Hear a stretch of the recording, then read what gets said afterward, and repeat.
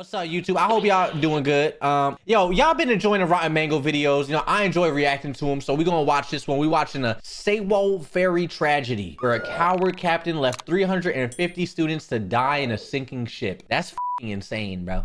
You know what I mean? I don't know how I put this. This is a long one. It's a 2-hour one, so make sure to get some snacks. You know what I mean? Get you some chips, maybe the goldfish. If you got some, I'll share. I mean, I don't really got none. I got water. Listen. Bada bing, bada boom. Bada bing, bada boom. This is going to be a long one, and it's going to be a tough one, okay? We're talking about this Sewol tragedy, the sinking of this Sewol. Hey, Stephanie. It's giving Wendy's. I'm not going to lie to you. I'm f***ing with it, though. Okay, Stephanie, go ahead. Talk to me. Boat. Now, two 16-year-old students from Tanwon High School, they made headlines. There were some rumors that they were dating. There were some rumors that said, no, they were just close friends. But most of the students that knew both of them personally said they barely knew each other. Ooh. I don't even think that they had a class together. Most kids said that was the extent of their interaction, just passing each other in the hallways. Yet the two of them found each other alone in a room, in a boat, terrified. I mean, they're watching the water starting to pool on the ground, and they didn't know what to do. I'm sure they were frantic. I'm sure that there were a lot of things going on in their minds. I'm sure that they were trying to comfort each other. But eventually, everything goes black. Oh, sh**. A civilian diver would later find both their bodies alone in that room, and their life jacket cords were still tied together. He remembers how he had to separate them because he physically couldn't bring up two bodies at once. And he recognized that in their last moments, maybe these two kids knew each other, maybe they didn't, but in their last moments, they didn't want to be alone. So they tied the strings of their life jackets together till the very end. And he said, you know, I started crying thinking that I didn't want to separate them, but I had to. Damn. He said it was one of the hardest rescue dives that he had ever endured in his entire life. He would never forget some of the stuff that was seen. Other students from the same high school. Imagine, like, chat, I'm gonna be honest with you, bro. I mean, I know I shouldn't be making jokes on this, but like, bro, imagine like you're kind of locked up with someone that you have no idea who it is, but like they don't seem like you wouldn't want to be tied with them at all. Like, I'm gonna be honest, like I know a few I'd be like, I don't want to die with you. Like, I'd rather die alone than with you, bitch. Out of here. I'm good. I might just pop the life vest. I mean, you stay down there. I'm gonna go up here with this. My fault. I'm sorry. That's not funny. I'm trying to make it a little humorous because we got 2 hours of straight darkness. So trying to brighten up your day. I'll shut up. Tanwon High School faced similar fates. A female student was seen throwing a chair at a window, a glass window, and she's hurling this chair with as much force as she can muster. She would go as far back as she could, and then she would throw it with all of her strength, and it would just clunk onto the window and fall back down. She wasn't angry, but there was just pure desperation in her eyes. She could see on the very other side of this window were rescuers. They saw her, she saw them, and they did nothing but stare at her. Bro, they ain't trying to break it? We're going to get into it. I mean, this rescue, I don't even think you can call it a rescue. She realized that these people, these rescuers, they're not here to save her.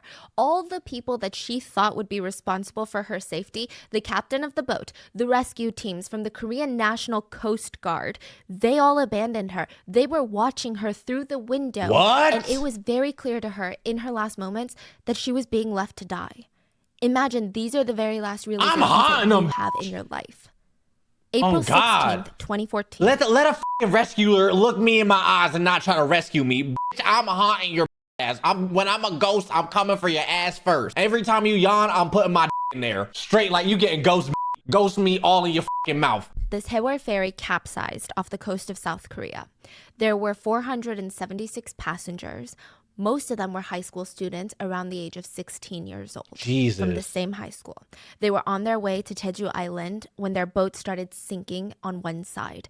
And you know, when a giant boat that carries 500 passengers, when it starts sinking, it's not something that goes unnoticed, nor is it something that happens very quickly. Soon, nearby boats and vessels and even countries start giving out lending helping hands. The Japanese Coast Guard asked if South Korea required assistance because they were right there. The U.S. Navy had a massive vessel stationed nearby and offered to rush to the scene to help with rescue efforts. South Korea denied all of their requests. They told news outlets that they had everything under control, that they were operating a full-scale rescue operation, and that majority of the passengers had already been rescued off the boat and they're being rushed to safety. Wow. South Korea told the world, hey, guys, these are our kids and we're going to do everything to save our kids. But that could not have been and then further they let from them the sink, truth. bro. The Sewol Ferry tragedy in South Korea would lead to the deaths of over 250 high school students, Holy sh! over 300 lives in total. It would lead to the president being impeached, the prime minister resigning, the Korean Coast Guard being disbanded, multiple high-profile arrests, a billionaire suspicious suicide, a helicopter crash, hunger strikes, Holy and a vice shit. principal of a high school found hanging from a tree in the woods. Holy dead. shit! So let's get into the tragedy. God damn, yo, the fallout is crazy. Why wouldn't they accept the help, bro? If there's a big Navy vessel next to me, bro, what? If I'm gonna be honest, no, bro. I feel like some of the blame is on the rescue people. Why are we waiting for permission to save people? Like, I don't get that, bro. Just go save them. It's easy to save someone and then ask for forgiveness. You know what I mean? It was pride, Kenji. Their pride, bro. There's people dying. What dickheads? As always, full show notes are available at rottenmangopodcast.com. There's a South Korean news outlet called Newstapa, which you're like, I've never heard of this. I've heard of like SBS and NBC. Newstapa worked closely with the victims' families and their attorneys from the get-go. They had so much information on this tragedy that was being suppressed by mainstream news. They were the only ones that were standing up when everyone else was silent. It's estimated and kind of surmised that without them, most of the evidence, most of these testimonies would have been completely lost. They would have never been used.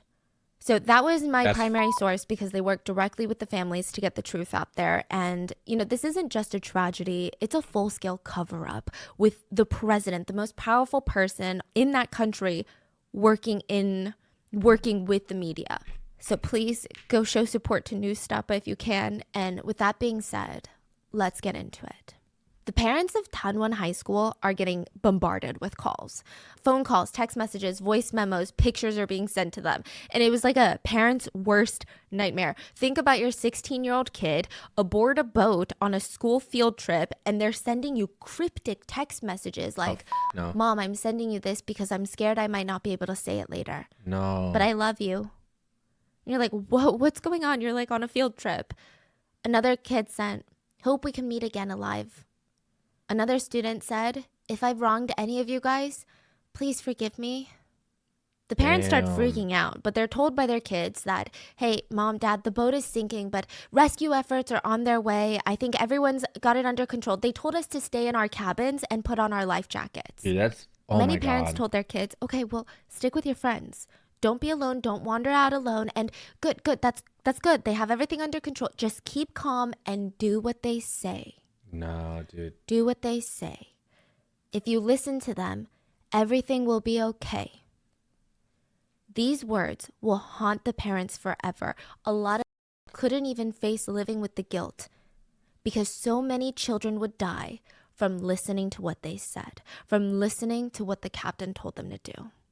The ferry sank April 16th of 2014, but the story starts the day before on April 15th of 2014. So the students at Tanwon High School... Dude, I'm sorry, quick comment. Stephanie looking mighty Amish right now with the getup. I'm just saying, like, dude, it was been in my head since the past 7 minutes. I had to just say it. That's one. Number two, the captain. Like, what the dude? You know, like, that captain. Did the captain get saved? Because if he did, if the captain's still alive, that motherfucker need to be dead. He gotta get arrested, thrown in jail, and then immediately. This is like their annual trip to Jeju Island. They considered it a rite of passage, like a tradition for everyone. Every single high school student it's the sophomore class. They're so excited for this because, for one, their parents aren't going to be there. It's just their class and a couple of teachers. And I mean, just imagine the adrenaline and all this planning that goes into something like this. It's fun. Any inconvenience that day that would have otherwise bothered the crap out of them, it didn't bother them anymore. I mean, they were waiting in line for hours at the port of Incheon which is also where the international airport is. So Jeju Island is like the Hawaii of South Korea. And Incheon is actually on the northern side of South Korea. And they would get on a boat, go all the way down the left coast of South Korea, and then get into the ocean, the Yellow Sea a little bit, and then they'll hit a tiny little island. That's a fancy ass trip, bitch, bro, for a field trip. Motherfucker, my field trips was whack. We went to some Amish people. I churned some butter. We made candles for them, and I couldn't even keep the candle. I got mad. I was about to put some shit in my pocket. I don't know why. I just wanted it. Like, I don't know what you're gonna steal from an Amish person, but I was gonna do it. You know what I mean? Like, I grew up in PA, so there's really no cool, like maybe a zoo we could have went to. Jeju Island. It is the biggest. Okay, but you didn't drown. I mean, fair point. You right. I'll shut the up. My fault. Destination spot for South Koreans. It's beautiful. It's like a cultural mecca. There's so much. There's a lot of fun stuff to do there. So these kids are like, yes, Jeju Island. Even when their ferry is delayed for 2.5 hours because of foggy conditions, they're like, that's fine. Are you kidding? Nothing is going to ruin this trip. This is the best trip of my life. It's a 300-mile trip by ferry. It takes 14 hours. But thankfully, they would be going down the coast of Korea most of the time, the left side of the coast. So they're going to have cell service, and it was outfitted like a cruise ship, meaning that there's dorm rooms with bunk beds. There's communal showers, a convenience store, a cafeteria, which for high schoolers, this sounds like a blast. Because they had cell service, a lot of them were able to reach out to their families. And those very phones would later document some of their last moments on board. There were 476 people on board. Chat, stop spoiling shit. Y'all motherfuckers ruining my shit. When I'm asking questions, bitch, I'm asking them just out loud for commentary purposes for YouTube. Okay, I don't want you to answer it. All right, motherfucker, get the fuck on. Okay, get your asses on. Y'all motherfuckers dumb as shit and slow on the uptake. So I gotta be honest with you. Shut your ass up because you spoiling shit. There were 476 people on board the ferry, including the crew. Now, they board the ferry at 9 p.m. They were supposed to board 2.5 hours earlier, but like I said, a delay. It's not that bad. I mean, the ferry is filled with 325 high school students, 14 teachers, 29 crew members, and about 100 or so other passengers. So but by the way, bro, schools, just society in general, could really just revolt against everybody. When you think about it, we are so mass in number. Like, let's just say one school. There's barely any teachers. We could rise up and take over the school. Like, what's stopping us? You know what I mean? And then that with the government as well. But we should probably cut this out the video because the government probably gonna put me on a watch list, and I don't want to be on a watch list. I just want to chill here. I'm sorry. These passengers are going to Jeju either on their own for vacation, or there were a lot of truck drivers. So they go and they get cargo off from this same boat and they drive it around Jeju. Then they get their truck back onto the boat and come back to Seoul, and it's like a back and forth, right? So sounds like a huge boat. Oh yeah, it's a massive boat. Here, can you pass me my iPad? I'm gonna show you pictures. So you're saying there's not only people but also like vehicles on there. Oh. Wait. Is her husband in the same room with her? I thought this motherfucker was on Discord, bitch. I thought they was having a Discord call. He's been there the whole time? Yes? He's over here passing iPads and shit. What the Stephanie, let me see your man, please. Shit. I mean, it's your private relationship, but I'm just saying, I always hear his voice. I just gotta put a face with I'll shut up. So many vehicles, and it's actually a cargo ship. This is a cargo ship that loads on passengers on the side. The Sewol ferry, if you want to get technical, is 75% profits from cargo movement and 25% profits from carrying of passengers. Most of the pictures you're gonna find now are of it sinking, but here is it before it sank. Whoa. Oh, wow. It's like a cruise ship. Like a cruise ship. Yes, wow. It's massive. So, I mean, a lot of these truck drivers were not very excited that they got onto the ferry with a bunch of high schoolers, but these same truck drivers would help try and save a lot of these students later. So it's not like the high school bought out the entire ferry, nor was it a ferry that belonged to the school. There's a lot of people on here. So all 476 people, including the crew, they board the ferry and they start their journey. Now, the night of the 15th was pretty calm. Okay, so this is a picture that the kids posted. Damn, mad people. Victims, just of them boarding during the foggy night. And it just looks like they're so excited. And nothing climactic happens, which is good. Dinner is served. There's fireworks that are launched from the deck. And there's pictures of that too. At night, the passengers, they all go to sleep in their cabins. Now, the high school was pretty good about booking rooms on one level for all of the boy students and then for the girl students upstairs, right? So they had different levels. They all go to sleep around 11-ish, and the next morning at around 11 a.m., they should be arriving in Jeju Island. So it's like you go to sleep, you wake up, you have breakfast, and 11 a.m. you're at Jeju. They're so excited for this. Now, 7:30 a.m. is when everything starts to slowly unravel. Helmsman Cho and third mate Park. So these are two of the people that are going to be steering the boat now. They take over for the shift so the overnight crew can go into their cabins and take a nap or go to sleep. The helmsman is the person who's going to be steering and driving the ship, if you will. So Helmsman Cho, he's at the bridge, which is basically like the cockpit of the boat. And he's, you know, doing all these commands. Don't tell me this motherfucker talk about some, let me drive the boat and then crash it or some shit. Is this like some Titanic shit? Like, could he have prevented it? Captain was off duty in his room. Okay, so the bridge is the driving room. Yes. Okay. 30 minutes later, around 8 a.m., breakfast is served in the cafeteria for all the passengers, the crew, and anybody else.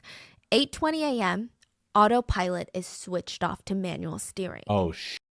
Autopilot off, manual steering on. Why? Just 7 minutes later, the Sewol is sailing through the Mengol Channel. Now, the Mengol Channel is very pertinent to this story. There are other routes to take to get to Jeju without going through this particular channel. Right. I mean, it really only saves like 7 miles off of your trip. But this channel is, it's not some sort of urban legend where ships go missing and it's like a terrifying place. It is a commonly used route, but it's not calm. It's not that safe. It's a little unpredictable. It is actually has one of the most rapid and unpredictable currents in the Korean peninsula. So it's like, why take the fucking students on this shit? You could have had a safer route. Oh, you saved yourself in what, like 7 miles, but that ain't shit. Okay, I'm getting it. It's got these tidal shifts, meaning that you have to be super, super careful when you're passing through this channel. Some areas of the channel have rock hazards. Some random areas have shallow waters. But Sewol was traveling through a part where it was pretty calm. Conditions were relatively calm. Even CCTV footage shows kids and truck drivers socializing on deck, finishing up their breakfast. Most of the kids were still asleep in their cabins, if I'm being honest, because, you know, it's very early. As of 8:40 a.m., everything is going well. Students are busy. Passengers are busy avoiding the students. Crew members are busy working. Within 9 minutes, everything would change. 8:49 a.m., two crew members that were in charge of steering the ship decide to manually steer the ship 15 degrees to the left. Why? Which is a well-known fact to all crew members aboard this Sewol that they cannot steer this particular vessel more than 5 degrees in any direction. Wait, what? Mainly because of the amount of cargo it was holding. Oh. So why did this Sewol ferry even start to sink? This Sewol was known, like I said, to be a cargo ship. 25% of their profits were just from passengers. So being incredibly irresponsible and greedy, they would almost every single time load way more cargo than was legally allowed. Oh my God. It caused massive dangerous conditions on the boat. And when they made this sharp turn, which is supposed to only be 5 degrees to the left, they went 15 degrees. And none of this cargo, none of these cars, they had almost 200 vehicles on this cargo ship. All of them slammed to the left because none of them are being tied down. Side note, when you read official reports, it'll read that Pause. the boat... Why is it always... We've watched one before of Stephanie's videos. Why is it always the millionaires and billionaires, these greedy, money-hungry motherfuckers, always, like, it's always the center of everything, bro. These motherfuckers value $1 more than a human life, dude. It's sickening! Holy shit! It was listing 30 degrees to port. Now, what that means, and this is from online research, I'm not like a boat girl. I'm actually terrified of cruises, but listing, when a boat is listing, it means that it's leaning to the left. Not going to the left, but leaning to the left. Holy shit. It says listing to port, it means to the left. When it says listing to starboat, it means listing to the right. You said listing how much degree? 30 degrees. Damn, that shit was leaning. 30 degrees. And not to confuse it with trimming, okay? Just a little quick, I guess, boat lesson. But trimming is when the ship tips forward or backward. So it's like hitting a wheelie. We didn't need to know that right now, but heard you. And then rolling is when a ship is moving from side to side trying to find balance. Got you. So these are terms that you'll see a lot in the official reports. At one point, it was rolling to try and find balance, but ultimately, it was listing to the left, 30 degrees. That's None OD. of this is great, but 30 degrees list doesn't mean capsizing. It doesn't automatically mean it. And it gets technical, but I'm going to try and describe it as best as possible. If the cargo had been tied down, it probably might have balanced the boat back out. The boat might have rolled and then eventually become stable again. Now, even if it didn't become stable again, there is something called ballast water. Okay, this is going to get very technical. Okay. All boats want to have a low center of gravity. The parts closest to the water needs to be the center of gravity. Right. So did you know most boats are filled with water? I did not. It sounds counterintuitive, but it's something called ballast water, which is That just makes to sense. bring the center of gravity, right? Yeah. They had like no ballast water. The center of gravity was at the top of the boat. Oh, Why? Oh, so they can load more cars. Yes. Oh So there's my no way that God. this boat is gonna fix itself, balance itself out. No way. Let me show you some footage. You know, Her I can iPad. envision it as, you know, sometimes you throw a boat on the water, it will float. And then I'm just imagining the like filling that boat to the brim of sinking and floating. Yes. So it's like anything moves, it will start sink. Precisely. That's literally what this boat is doing. This is from Black Box when the boat Precisely. leaned initially. precisely. Can I see? Damn, why the does he get to... Stephanie, give me the picture. You over here showing your husband. I want to see, Stephanie. So this is also why it's so pertinent that when you're aboard a boat or a plane, they're tying down all the cargo. That's why they're so particular about it. If you've ever brought your car on a boat, they tie it down. Stephanie, I So want to all see, of Stephanie. this cargo, all of these vehicles slam to the left, and this boat is not going to balance out. This boat is 100% going to capsize, meaning it's going to sink. Now, the water is very cold in April. It was about 54 degrees Fahrenheit.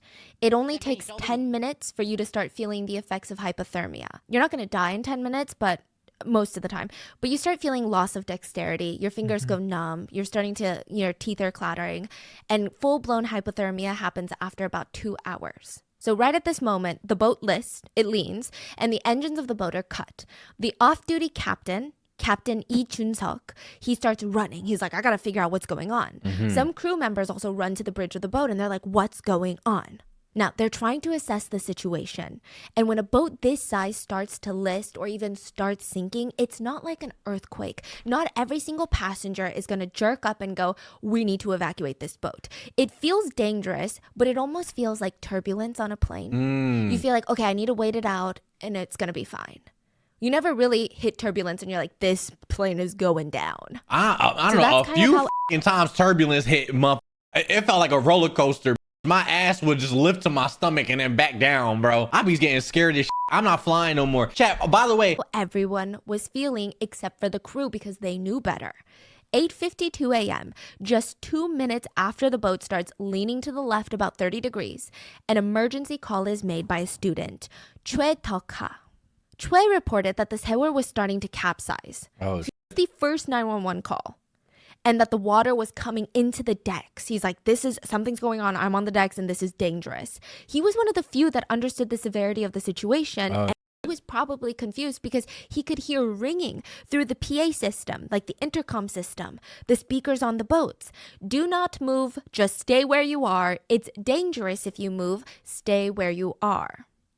Every single student and passenger was told to stay put. And now, they need to all evacuate. hell breaks loose. Uh-oh. Crew members are calling so many different people. There's the Jeju Vessel Traffic Service, Korean Coast Guard, Jeju Coast Guard, Mokpo Coast Guard Station, their company executives. There's so many different people that this communication system is just bonkers. The fact that they don't have a system in place of like, if an emergency happens, this is who I call, is crazy to me. Nobody was getting anything done. So much time initially is wasted in these key moments. Jeez. At 9:07 a.m., the crew confirmed to authorities the ferry is capsizing, and they confirmed that they needed help from the Korean Coast Guard. They stated the ship's angle made evacuation impossible. Now, here's where it gets crazy. Talk to me. Allegedly, none of these authorities knew that there were 500 passengers on this, close to What? 500 passengers on this boat. That's what they claim. I don't believe it for a second, but that's what they claim. Wait, who claimed that? The All the police? Coast Guards, yeah. They're like, no one told us. We just thought it was the crew. We thought it was a cargo ship. Get out of here, because the Sewol was well known to be a passenger cargo ship. So they say the ferry is about to roll over, meaning it was listing to the left, but because it was taking in so much water, it was practically bonk flat onto the left. Now it was going to flip over and capsize. Oh, shit. Not even sinking just to the bottom like this. It's going to be completely inverted. Oh, my God. The bottom is going to be the top. The Coast Guard tells the crew on Sewol to inform any passengers, if there are any, to put on their life jackets. But they just say, oh, sorry, our PA system is down. It wasn't down. It's just bizarre. Okay. So why did they lie? Yeah, so it was like down at one point, but then it comes back up, and then a customer service rep is like playing that, or like a customers relations crew member is playing the message of like, do not move. There was like no communication. Now the Coast Guard is like, okay, well, if it's down, then go personally tell the passengers. The crew member is like, okay, I'm going to do that. He walks out of the command center and walks around a bit and comes back being like, I did that. He did not do that. Huh? He just lied. He just blatantly lied to authorities. He was Why? like, yeah, I told all the passengers to put on their life jackets. What? Yeah. Do they not understand what the hell's going on? No, they do not.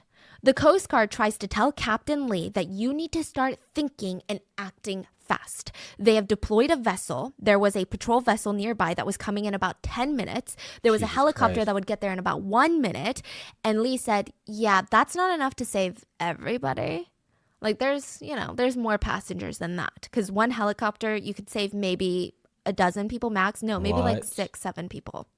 Keep this part in mind. Because later, everyone goes and says, oh, when he said passengers, we thought maybe a couple of passengers. Wow. Wow. I mean, right now everything falls on the captain, right? Oh, Everything, yeah. But It's absolutely. going down. Like, what are you doing? Every second. What And are he's you not doing exactly, and you're going to die when you find out what he was doing. So the passengers up until this point are still being told to stay where they are and do not move.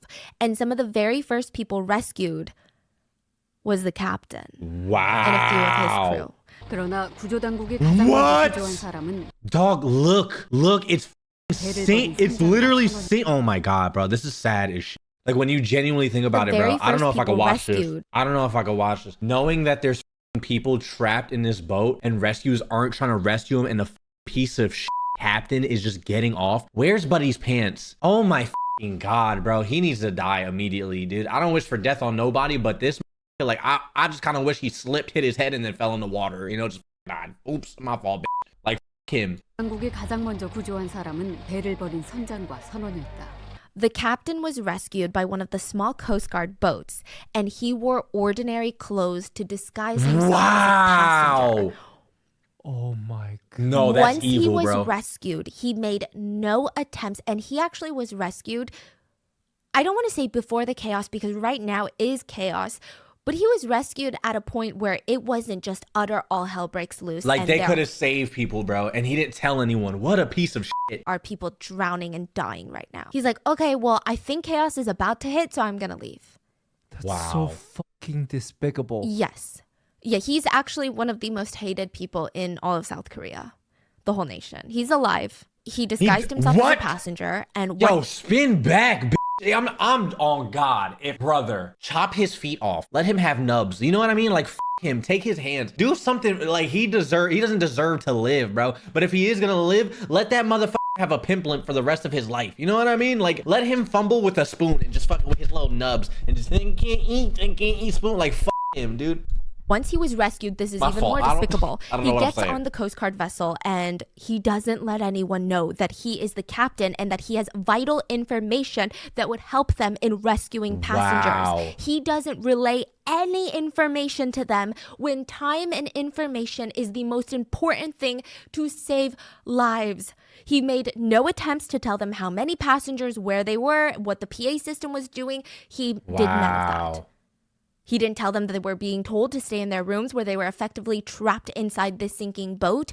None of that. Wow. There is about 20 minutes of footage from some of the kids' last moments. No, bro. And That's one of really the fucked. biggest, I guess, video files that were actually shared by the father of the victim. And he said that he wanted the world to know what actually happened to these kids. Jesus. So it was filmed by a Park Soo-hyung and Kim Dong-hyuk. They were both 16, best friends. They were both on the level 3 of the boat, which is where most of the male students were dorming. These rooms had bunk beds, about 4 boys per room. Soo-hyun and Dong-hyuk, they were 2 of the last ones to start the day. They're hanging out in the cabin, sitting on the edge of their cabin, like bunk bed, when they suddenly feel the boat lurch to the left. And at first, everyone's confused, but like I said, it feels like airplane turbulence. They're not freaking out yet. Then they start overhearing the speakers starting blaring. Do not move. Stay put. It's dangerous if you move. Just stay where you are. Shit.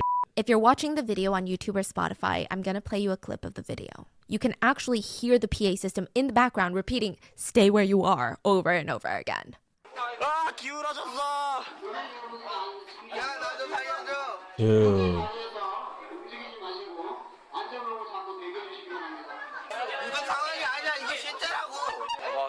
기울 줄은 상상도 못했다. 이게 뭔 상황인지 모르겠어. Oh my god. 구명조끼 입으라는 건 They all have their shit on, bro. They don't even know. That's scary to even think about, bro. So the boys on the 3rd floor are freaking out. Some students who were on the deck come to the cabins to let everyone know to put on their life jackets. The video footage from these students are stitched together to be about 20 minutes, but it's probably the most raw footage I've ever seen in my life. Like, it's not necessarily the most emotional in the typical sense, meaning these kids aren't crying. They're not banging on the They windows to get don't know, bro. This is like their final moments. They have no idea, and they're being misled by a piece of shit captain that doesn't care about their lives, bro, and only cares about his. This is dude. Oh my god. Is the captain in jail? They put the captain in jail, right? I mean, is he alive, but he's not like walking free, right? We'll get to that. Oh, I'm sure it'll explain it. Don't even say out. But you just see how real and relatable the situation is. Like the way that these kids, at first, they don't think the ship is going to sink, because who thinks that? You know, they're kind of joking around, but they're putting faith in the adults and the captain and the PA system, and they're kind of playing around with each other. And I find that it's a way that they're coping with it. And then eventually you hear that humor kind of dissipate, and it gets replaced by them saying, I don't want to die. But they're still trying to keep this almost cool front in front of their friends. You can hear other kids trying to check up on their friends and contacting their family members back home on their phones. But near the end, you can hear and see most of them start to feel very, very scared. You hear students say things like, will the water really leak in? The shaking is getting serious. It's tilting so much this way, I can't even move. This is getting ridiculous. I want to get off. I really want to leave. Am I going to die? Jeez. It's not going to go down any further, right? Like, what the hell is going on? Hurry and rescue us. What's wrong with these people? I don't understand what's happening. If they're telling us to wear life vests, does that mean the ship is sinking?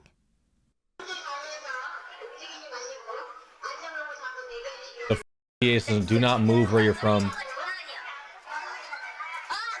I want to get off. I really mean it. Jesus Christ.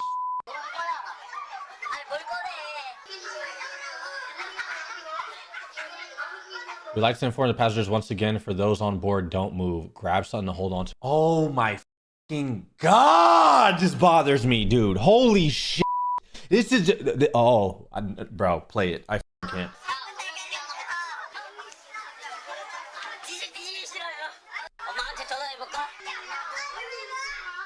Don't move, never move, it says. The boat is sinking, and you have some asshole on a PA saying, don't move, never move. What the fuck, bro?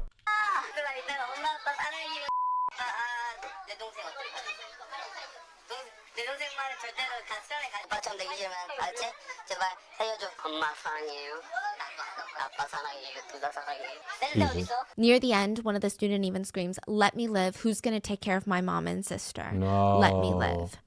And now all throughout this, you hear the PA system in the back. Dear passengers, a guidance announcement. Those of you who are inside the ship, please do not move. Try to find a pole you can hold on to. Like, stupid, The kids bro. also note that they start smelling something very bad. They wonder out loud if it's gas because it smells like boiled eggs, which is typically a gas leak scent.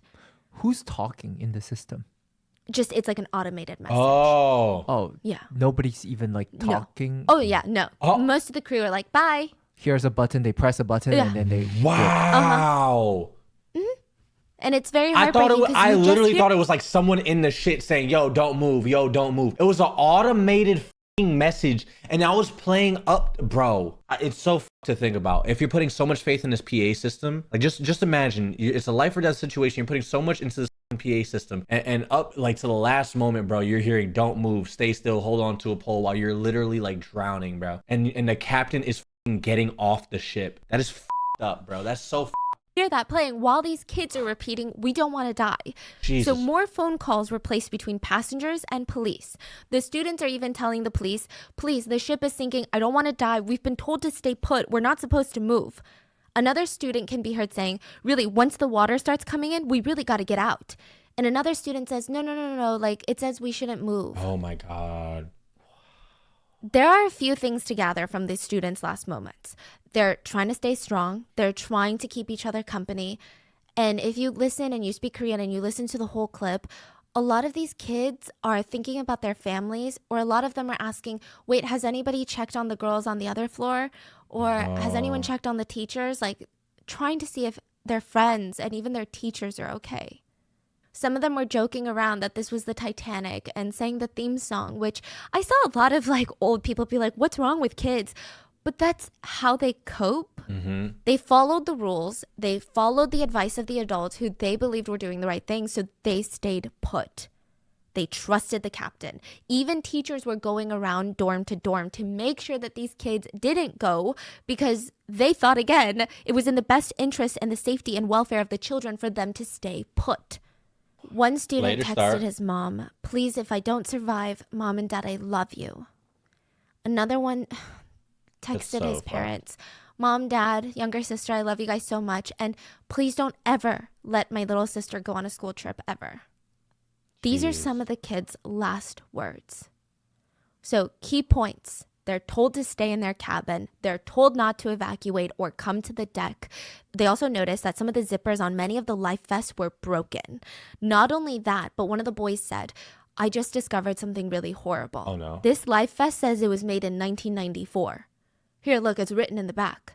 Made in 1994. They didn't even have enough life vests to go around.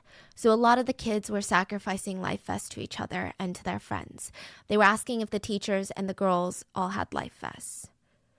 The videos were captured on Kim Dong-yeop's phone, and he would not make it out alive. So while this is the situation inside the boat, mainstream media at the same time, like imagine this is happening at the same time. Please, just the irony of all of this. Mainstream media starts reporting that all passengers have been rescued. Wow. It sounds stranger than fiction. I don't even know how to explain to you what they thought that they were going to get out of this, what the politicians thought was going to happen when this all came out to be lies and false. But it's insane. If this happened in a movie, it'd be unbelievable. There were reports that all passengers were rescued. Danwon High School parents let out a sigh of relief. Oh my God, okay. That cryptic text, my child is fine. They're probably not responding to my texts or my calls because they're probably on like a Coast Guard vessel right now and they're busy, but that's fine. They start noticing something fishy though. They're trying to get in contact with their children, no responses. They contact other parents and they're like, no, we also haven't gotten any responses. And when they watch the news very carefully, the numbers aren't adding up. And it's not like some sort of conspiracy, but the government would report that they rescued all the passengers. Then a little bit later, they'd be like, okay, well, we have rescued majority of the passengers. Then it'd be like, oh, and these are not the exact figures, but it would be something like, we rescued 200 passengers. What the f***? And then later they'd be like, we rescued 150 passengers. So which one is it? Who are you rescuing? How do you unrescue people? You're a powerful nation and you can't even do basic arithmetic? Like, what's going on? So frustrated, the parents, they start traveling to Chindo Island. Now, Chindo Island is the closest island to where the crash happened. Not Jeju Island. Chindo Island is very close to the southern tip of South Korea. Jeju Island, you'd have to go further out into the Yellow Sea. The parents all decide to use the Chindo gym to be their coordination place. And I truly don't even know how to explain what I'm going to say next. But first of all, the people organizing this gym to make sure everyone is in the right place were the parents of the children on the boat. They arrived, there's no organization, it's chaos. Wow. So they take it upon themselves to make The sure parents, not the oh my god, everything dude. is organized. Not the Coast Guards, not the local officials, the police, the parents take charge. The rescue teams had these giant whiteboards on the front with a list of names of passengers who have been rescued. And of course, parents are flocking and praying and wishing that it's their child on the Dude, list. No.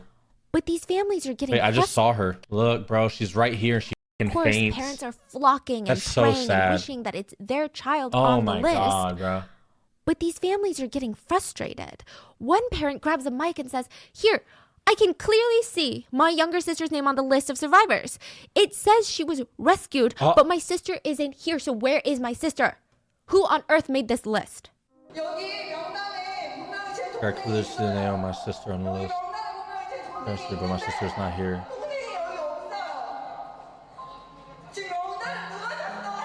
Wow. So these are authorities being like, "Here's all the people we rescued." And the parents are like, "We don't believe you because where are our children then?" Dude, they were lying about rescuing f***ing kids that were dying. Are we serious right now? Another parent screamed, "Please, just get us a boat so we can save our kids. Get us a boat. We don't care how much it costs. I will pay for it."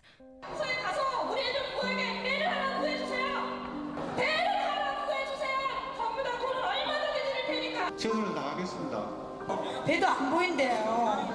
경찰들만 돌고 있고 아무 그거 없대요 지금. 잡수고 없고 지금 그런 상황이거든요. 지금 뭐 얘기로는 지금 뭐 시신도 많이 꺼냈다고 하는데 Jesus. 지금 가요.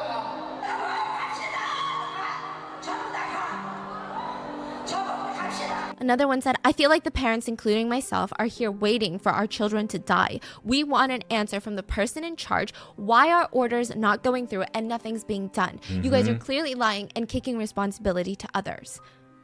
Another parent screams, "Let's all go together. Let's all go together." The parents are rushed to the harbor, and to show you how they still had this unfailing hope of a parent, they all Jeez. grabbed blankets on the way out. I'ma cry, They bro. said when their kid gets saved, they want to make sure that they have something to keep them warm. Nah, bro, hold on 1 second. I need a second, chat. Oh my god. What? Oh. Fucking dude, this is I'm sorry. This is sad. This is super fucking sad, dude. You okay, Kenji? Yeah, it's just I can't even make like jokes about this. Not jokes about this, but like I would usually try to like say something stupid just to kind of like lighten the mood. I can't even do that. It's just so fucked up. This is like bro. I'm sorry, chat. I'm sorry. I didn't know this video was that deep, bro. This is fucked. They all go to the harbor and they wait. Shit. There's nothing that they can do. Side note, police were lined up at the edge of the harbor to prevent family members from going into the water, whether to try and rescue a kid or to in a desperate attempt. A parent screamed, "I want to jump in the water with them. My loved one is under the water. Anger is not enough. If I don't have my younger child, I'm going to jump in the water thinking about my child in the water. How can I, as a parent, continue to live, eat, and drink? I hate myself." Someone near a mom tried to put one of the blankets on one of the moms because it was so cold. And she cried, "What good is it staying warm when the kids are freezing out there? They're freezing. What good is it for us to stay warm?" Not a single government official was at that harbor. Nobody responded to the family's frustrations or questions. Wow. 헬기 탔다길래 난 구조되는 줄 알았어 언니. 우리만 따뜻하면 뭐하냐고요. 애들이 추운데 우리만 따뜻하면 뭐하냐고. Jeez, bro. Wait, this is nighttime? Yeah, It's been a day? it's been a day. We're gonna go back into the rescue. Just you wait. Wow. Oh my god. Yeah, so again, No urgency, no nothing, the families bro. resorted to asking reporters on what's going on, but none of the reporters, most of the reporters at the harbor at this point were mainstream media reporters. The only ones there that actually cared about helping the parents was Newstapa, which is why I think a lot of parents continue to work with Newstapa. These are some of the most devastating clips I've seen. I mean, just the desperation in these parents, like their This is grief, fucked. their worry, their anger, and so many of them it's a lot. 진짜 가보자. 기자들도 당신들도 타고 현장을 한번 가보자. dealer voice 제대로 된 person. 정보를 여러분한테 좀 알려주라는 얘기예요, 내 얘기는. So let's talk about the rescue because you mentioned like how is this nighttime? So the rescue that government officials and media said was a success was not a success at all. The Coast Guard helicopter was dispatched to How the do you sinking lie ferry about a fucking rescue though, bro? Like holy shit. How up do you gotta be to lie about that? at 9:10 a.m. They arrive at around 9:30 a.m. 2 rescuers come down and rescue 6 passengers via. The captain deserves to be circumcised. Did I read that right? The captain deserves to get circumcised. I don't think I'm fucking reading that right, dude. What? Castrated? Okay, I could agree with the castration. Did you just say circumcised, motherfucker? Oh hell no, dude. Okay, play the video. Yeah, He's fucking chatters. and these passengers were like on the deck, so they're like waving. They're visible. They're outside. Now, at 9:32, the helicopter starts communicating with the Blue House. And the Blue House is like the White House. And they keep asking, is the situation serious? The helicopter says, the ferry is tilted and currently being flooded. It hasn't sunken yet. Okay. Can you please send over a video? What? Now, this is being heavily criticized because time is of the essence. Such an urgent incident is taking place. And you want a fucking Really, video? I don't know what to say because it casually feels like the Blue House is saying, picture it didn't happen. Yeah, And pretty sure, much. maybe videos can help them get a better understanding of what's going on. A video? Like, what are we talking about? No, dude. Listen, if someone's like, yo, ship's sinking, okay, send ships to save them. Like, that, there's no fucking discussion there. I don't need to be like, well, is there a 4K video zoomed in with a nice Snapchat filter? Like, what the are we talking about, bro? But if this is the government responsible for running a literal company, they better be more competent than this. They keep calling back to the helicopter, not giving commands, not doing a full-scale command center operation, but going, did you send the videos yet? Wow. Just nonstop, over and over and over again, wasting time asking for videos. And what's even crazier is that the helicopter is like, well, we didn't want to take any videos in case it gets leaked. What? But the Blue House is like, it's fine, text it to my phone. What? What? Here, there's footage. Dude, look at the fucking ship. 일단 배가 좀 There's 기울어서 tilted being 침수 flooded. 중이고 아직 침몰은 안 됐고요. Jesus, dude. 네 아직 없습니다. 예. 예. It's like crap, bro. Holy shit. No. 본인 내 외부로 나가지 아마 않을 건데 이게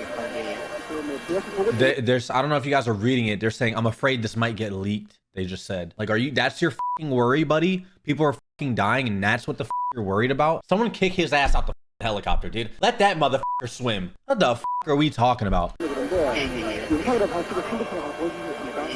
Blue House is basically like, okay, well, we're going to hang up. Just call us back when you get the footage.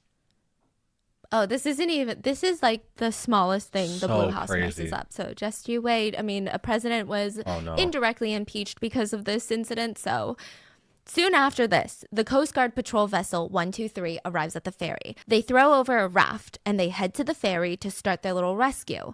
Just anytime I say rescue, don't think of it as a rescue. Think of it in quotations because it's just a bunch of people acting busy. Wow.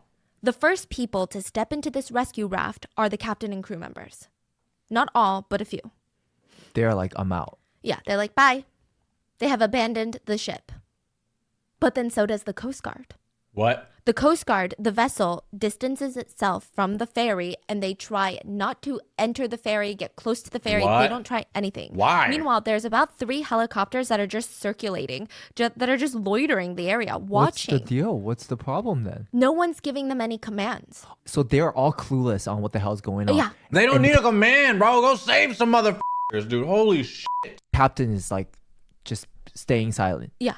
And then the Blue House is like, well, we can't tell you what to do unless we get a clear HD 4K video. And then all these other authorities, like the Coast Guard, the Mokpo Coast Guard, the Chindo authorities, they're like, well, we don't know what to do. Someone just donated saying, it sounds planned to me. I don't think it's planned. I think it's just so much.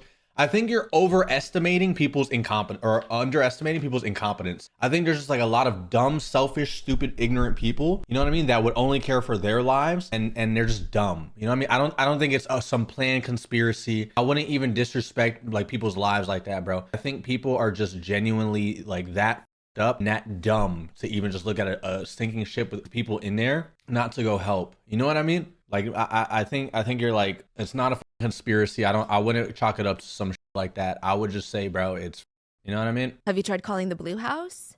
Wow. So everyone's just waiting around. And what's crazy is that there was a US Navy vessel that was nearby that rushed to the scene and they're like, hey, we can help. And the US Navy is so equipped. This vessel had 100 Marines on there. 1,000 Marines. Marines. South Korea was like, it's fine. We're waiting on a video. What? The government shut them down? Yeah, the government was like, it's fine. We're handling it. Bro, leave it to America, dude, to come in with 1,000 Marines and these motherfuckers say, nah, it's okay. What the are we talking about? Oh my God. I'm going on a little side note, but another rant. The US vessel, the Navy vessel, actually had helicopters on the vessel. Wow. And they had launch pads. So basically, they didn't have to go back to land to bring survivors. They could just go back and forth to their vessel that's parked very close to the sinking ferry so they could save an insane number of survivors. Wow. 1 or 2 helicopters could just do nonstop back and forth in such short time. We're going to dive into the US Navy later because there's a lot of stuff there. Now, anyways. Now, the US Navy, I can understand because you're dealing with a completely different government, like fucking country government. So it's like that your hands are tied. But like the helicopters circling around the Coast Guard, their own Coast Guard, and then the Blue House just saying, oh, send videos. Like, what the are we talking about, dude? Holy shit. You're dumb. These are not leisure helicopters either. The helicopters that are circulating the ferry are Coast Guard helicopters, and they make no additional effort. So they saved 6 people initially. That's it. They make no additional efforts to rescue anyone. They later claimed that they had no idea that there were passengers inside. They thought the rescue was over, and they were just surveilling the sinking of the ferry. Dude, that big ass ship, you're gonna be like, well, we got everybody on it. Get the out. You think there's only 6 people on that big ass boat? Get the out my face. To sum it up, the rescue teams were just rescuing anyone that comes to the deck where you can visibly see them, but every single passenger was told to stay in their cabins. That's so Oh my God, I cannot even imagine what that captain was going through at that moment. But we can't even imagine it because I don't think any of us have such little empathy for human life. Yeah, like, bro. When he got out, does he think that all the kids are going to come onto the deck eventually? Or no, bro. I think he just doesn't care. He doesn't care. He disguised himself as so he wasn't the captain, and then didn't even tell the rescuers that there was people under the boat, bro. Does he think like the Coast Guard's gonna break in? No, yeah, he's is he dumb, knowingly making a decision? It's like, whatever, I just gotta save myself. Let them die. Okay, my speculation is probably the last one because I imagine if rescue efforts were made, he would be the last one rescued because that's kind of how it is in maritime communities. But maybe he thought there is a bigger chance he might die. Because I don't know what he was thinking, genuinely. I can't even guess. No one is saving anyone unless they're visibly out on the deck, like waving their arms around in these bright red life jackets. Like I said, the problem is nobody was told to come out onto the deck.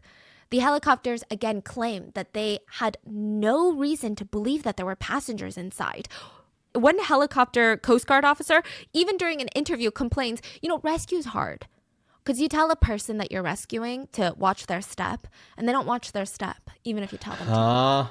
옆에서 말을 해도 whatever you ask, even when you tell them to watch their step, they don't. 그 사람들 상황은 아닌데 What? 하시는 입장에서는 확인해야 되는 인구 같은 게 아닌가. What does that even mean? A new step is like, that's not the point here. That's not what we're talking about. We're talking about the fact that you circled around the sinking ferry and made no attempts to save anyone. They're like, we didn't know there was anyone to save. It's like, why would you even bring that up? It's so bizarre. Nobody asked.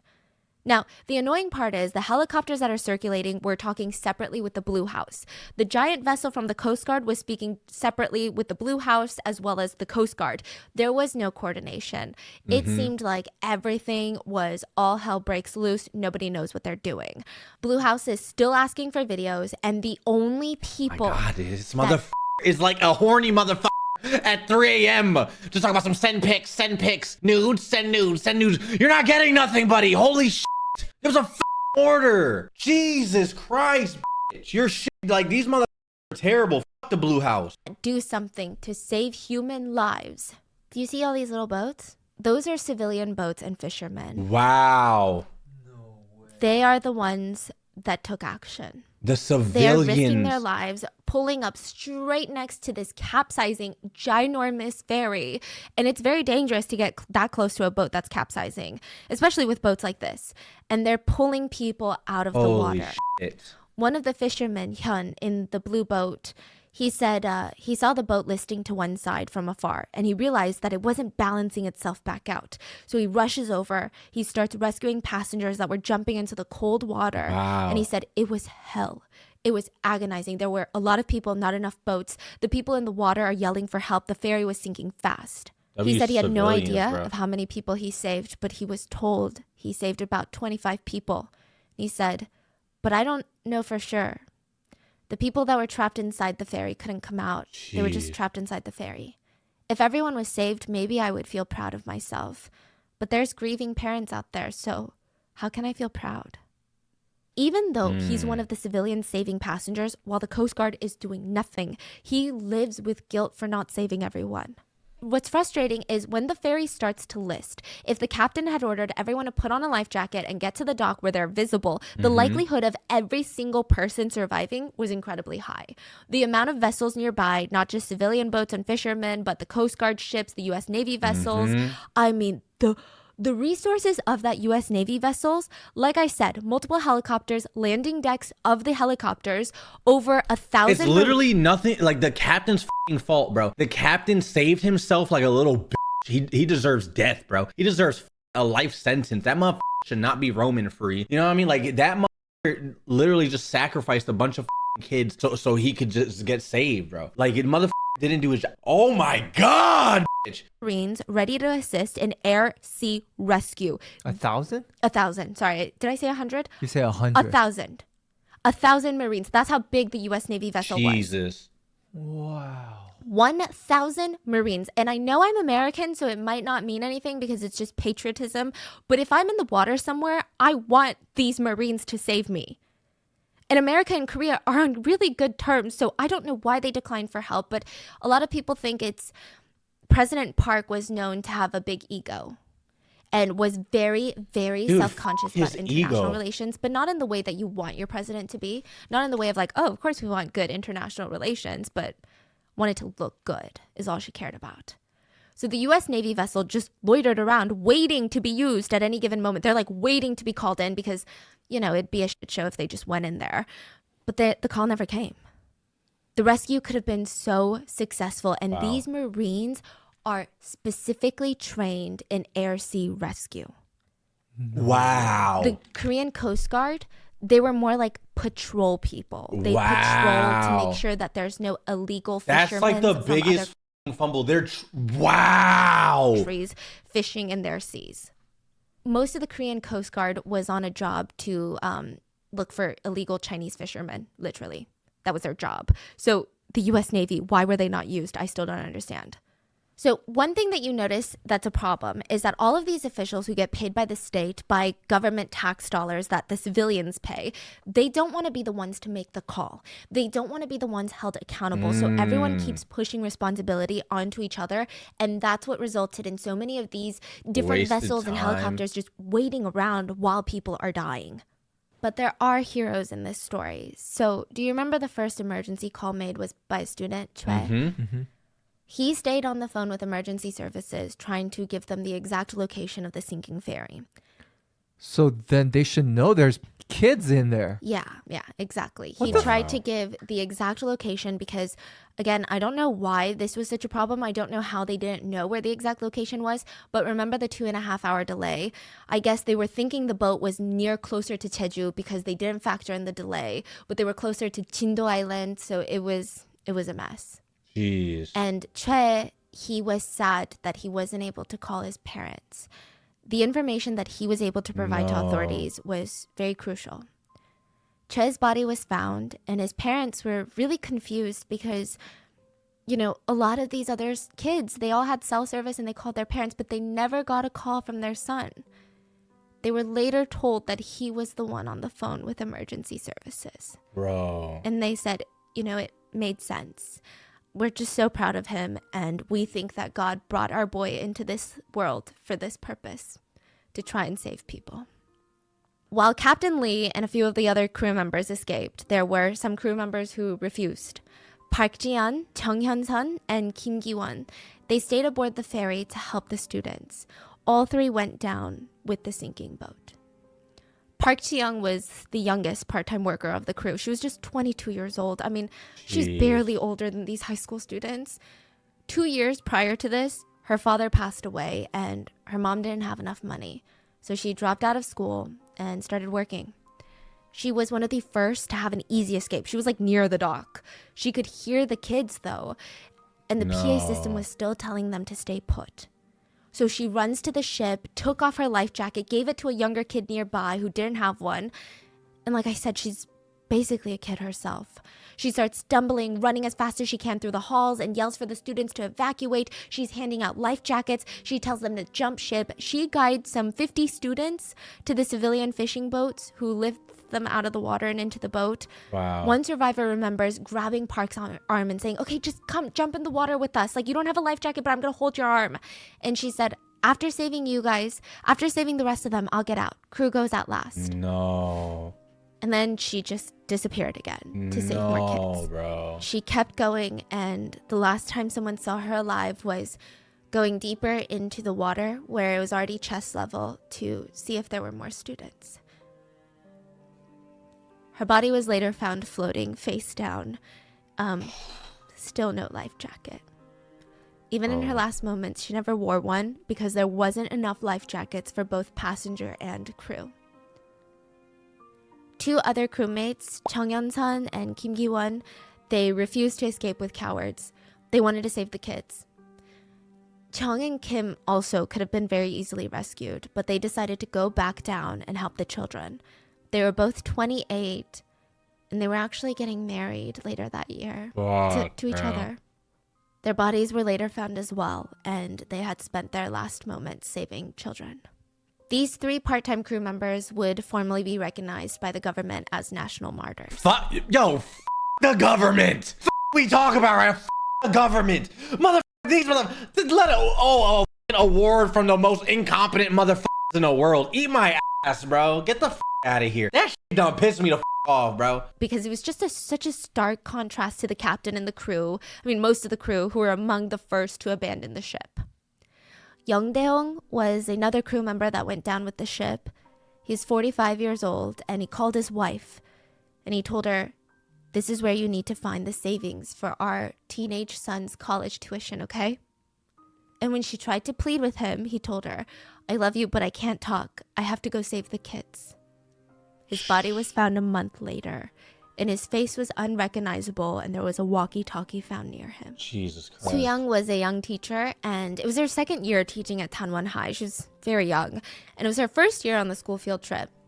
When the boat started sinking, she texted her mom, Mom, the ship is sinking. Her mom called her and was like, hurry, put on a life vest, and she responded calmly, Mom, the students are all wearing life vests, indicating there weren't any more for her.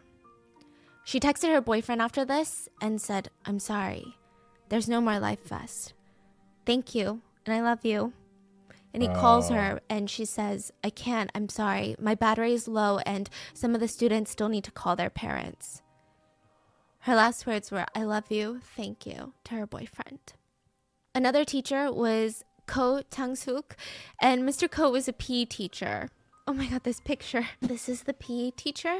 Oh, he was dude, a he PE looks teacher such a for the last decade. He looks like such a nice guy, bro. That's one of like the fun teachers. You know what I mean? Look, bro, he looks like a mat. Like, bro, that is crazy.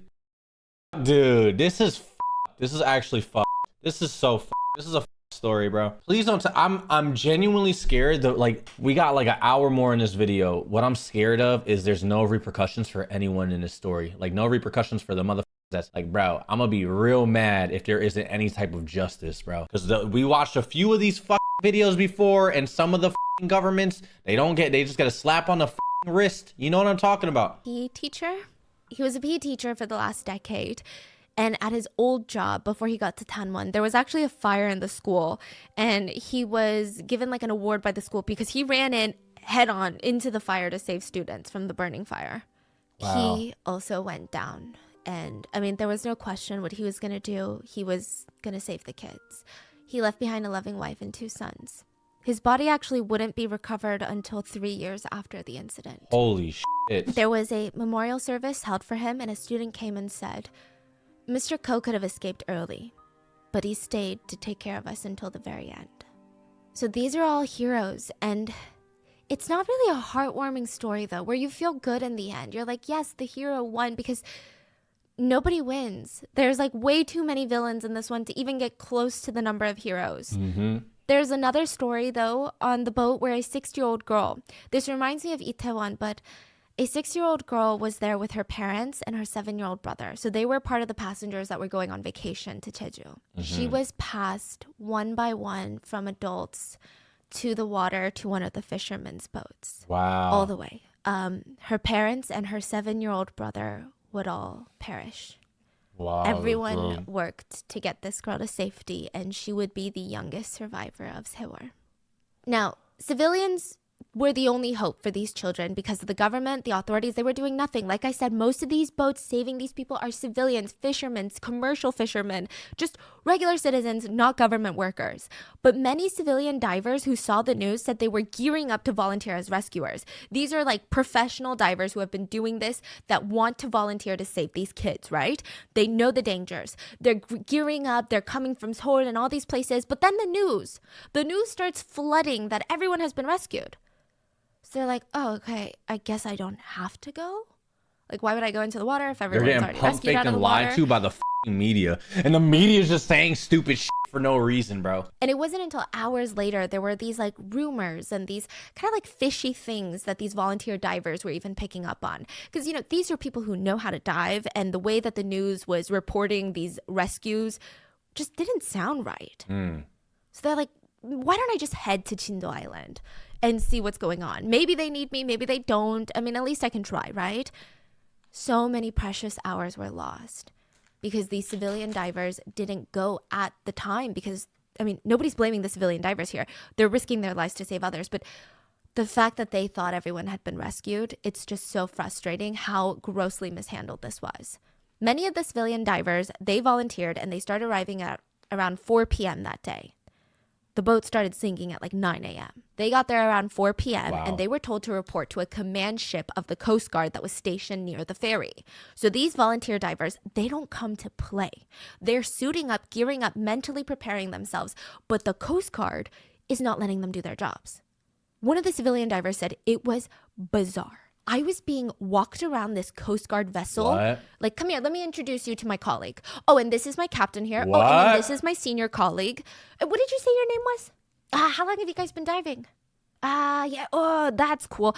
Oh, you know, my colleague is from that area. Do you want to come to the cafeteria? They prepared ramen. No, bitch. Oh my God. What the fuck is the Coast Guard doing? This is not an exaggeration. The rescue diver said they prepared ramen and he was so disgusted. He just didn't understand. He saw some of the top dogs aboard this command ship. 2-star Navy officers, chief of the Coast Guard, chief of the West Coast Coast Guard, the chief of the Mokpo Coast Guard, fancy suits and shoes, tip-tapping away on their laptops. Wait, I'm confused. Like they're not sending people down the water? No. That's what they're doing, just tip-tapping on their laptops. The ramen was even brought into the conference room for these chiefs to eat. And the diver that was interviewed said he wished he could have recorded the video of these chiefs just digging into these noodles like pigs. Wow. They said they ate the ramen noodles, had a meeting for 5 minutes, and then the chiefs were like, well, we got other places to be, so bye. What? He was sickened to see that the chief of the West Coast Guard went to a press conference like immediately after this, the whole ramen debacle, in his uniform with all of his badges and stated, as of today, 164 vessels, 24 aircraft, 178 special rescue workers are doing our best in conducting a search of the area. Doing your best while you're being a piece of shit, eating ramen and doing nothing, bitch. Oh my God. Civilian diver had no words. Just no words. But he's not alone. Many of the civilian divers came forward anonymously later to say that the Coast Guard would not let them do their job. And it wasn't even a job. They're volunteering. Just wouldn't let them do it. It was just nonstop like, oh, come meet my colleague. Oh, are you sure that's up to code? Your diving suit? Are you sure? What is it made out of? They're like, what is your deal? Let us go save some children right now. So the parents, now remember how the parents wanted to rent a boat to go out to see for themselves and to save their children. Well, the very first day, a group of the parents do rent a boat and they go to report back to the others what's going on. And one dad screamed, "They told us civilians can enter the water, but the Coast Guard can't." What is this? What? They're basically saying, oh, you want to dive in and get your kid? Dive in and get your kid, but we can't. What? He's screaming, what is this? What is this? The civilian diver, one of the civilian rescue divers, had volunteered to go on the boat with them. And he was explaining, like, with these conditions, the Coast Guard should be going in. The conditions are calm. This is like optimal rescue conditions right now. Earlier that day, civilian fishermen... I think they just don't, like, whoever's in charge doesn't want to be blamed for anything. So they're not sending anyone in, so they can't put the blame on him for not saving people, bro. You feel me? Like, this is just like some real twisted political shit where motherfuckers are just like, they don't give a about people and their lives. They're just like, I don't know, bro. Trying to break windows to save people, but the Coast Guard said, no, we can't do that. So they can't break windows. They can't go into the ferry before it sinks to save people. And now that part of the ferry is sunken, they can't try to rescue people by diving. They can't do anything. What are you doing? Why do you exist? Why do you have a job? True. A reporter asked a parent who saw the ferry sinking and said, and what are the Coast Guard doing right now? And he says, as of right now, there is nothing they're doing. April 16th was the morning the boat started listing, okay? Now, at 10:52, reporters went out to the scene and still nothing was being done. 10:52 p.m., a whole day had passed. Like 14 hours later? Yeah, Jesus. and nothing was being done. Let me show Fucking you boat is still how upside calm down. the waters were. You're saying 14 hours later the boat's still Holy sinking? shit. Yeah, it's still actively sinking. And this is like, you need to dive in. So what happens on these boats is time is of the essence. Of course, the golden hour was the first hour and a half that the boat even started listing, way in the morning at like 9 a.m. When the captain was like, tell everyone to stay in their cabins. That was golden hour. Almost everyone could have been saved had they just gotten to the deck. They would have been saved, okay? Now, the next golden time was considered the next 72 hours because there's actually a phenomenon that's quite common where there's air pockets inside of boats. So these divers need to go in and get these people inside of these air pockets. So if you're in a room where no water has seeped in, which is sometimes possible, you're alive. You have about 72 hours. So these divers need to get down there and hope that there's a lot of air pockets. Yeah. Even there, if there's one person, they That's should be doing everything. Yes. This is how still and calm the water was. Do you see how it's dark? Where are all the Coast Guard vessels? Where are the divers? This should be lit up like a command center. This should be lit up like the 4th of July. This is what it looked like. Wow. It's the most peaceful water. There's no waves. Dark as shit. They should have boats surrounding this bitch. Spotlights, fucking helicopters, fucking raft boats, bitch. Holy shit. Really. Nothing. No one's out there. During press conferences, the Coast Guard made it seem like it is pure chaos out there with our rescue efforts. We've got how many ships, how many people? Oh, you guys, South Korea, just you wait. Coast Guard's got you. This is what it looked like. They said the water was as calm as a lake. Wow. There wasn't a single wave, but nothing was being done. You could still see the ferry. It hadn't fully capsized yet. There were no rescue efforts. I mean, imagine the anger of the parents seeing that and they can't do anything for their children. They were yelling at their boat to the Coast Guard, do something. They screamed, they're alive, you have to rescue them. Oh my God. The Coast Guard never responded. All they did was circle the Sewol ferry over and over. What's their excuses now? They said that they had to like survey the area. That's like the thing that they constantly say. You need to survey the f***ing area? It's a limited time. There's people drowning. What do you need to survey? Send people in the water to save the f***ing kids, you dumb motherfuckers, bro. Holy shit. The whole tragedy is they needed to survey the conditions. They needed to make sure they could go in. I don't get it. So Who's in dumb. charge? I'm so confused about this. Every Coast Guard official is saying a different thing, but all of them have the same message of we're doing everything we can. But they're not doing anything But at all. nobody's doing anything. Wow. Okay, so it sounds like there's someone from the top not letting them do something, right? So it's speculated. It's not that they were not letting them do something, but they had no idea how to do anything. The Korean Coast Guard was not trained for search and rescue. They can dive in and pull people. So they're like, we're probably going to die. So they were allegedly just telling the Blue House, whatever you're suggesting we do, we're not capable. We can't do it. Then where's the capable people? Where's the... But they didn't say we're not capable. They're like, conditions won't let us. The condition is too bad.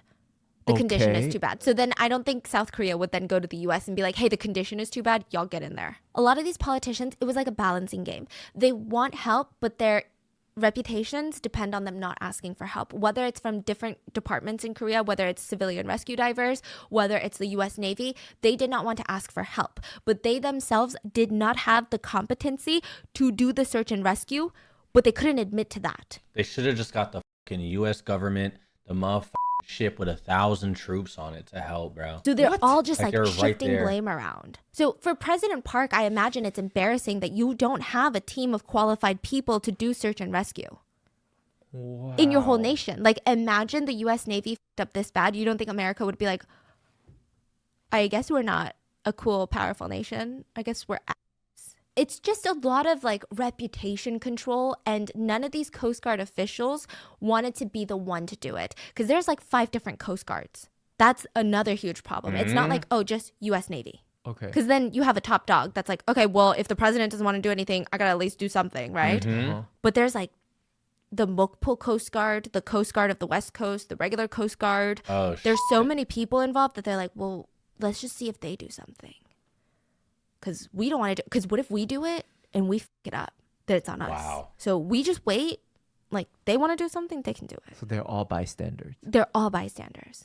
They care more about their reputation and their careers.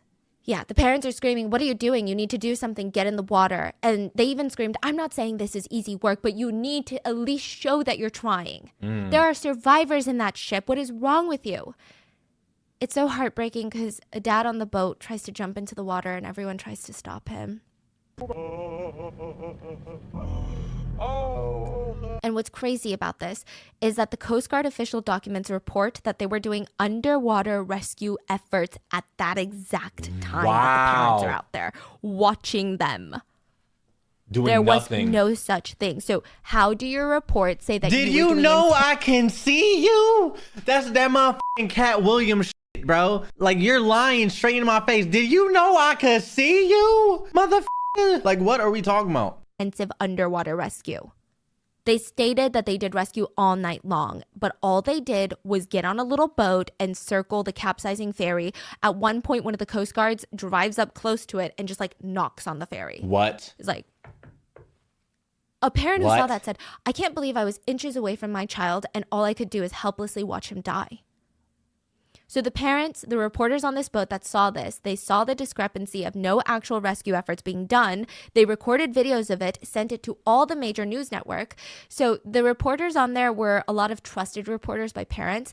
Did you know at first the parents were allowed a boat out there by the Coast Guard and it was filled to the brim with mainstream media news reporters? Wow. There wasn't enough room for parents. Wow. The parents forcibly like kicked them out. But just the disgust that these media... The fucking nerve of these motherfuckers, bro. Well, I know that we said 2 seconds ago that we already rescued everyone, but like, can I go take some more pictures out there? So their trusted reporters went out with them and they sent all of these videos to mainstream major news networks. Not a single one of them aired it.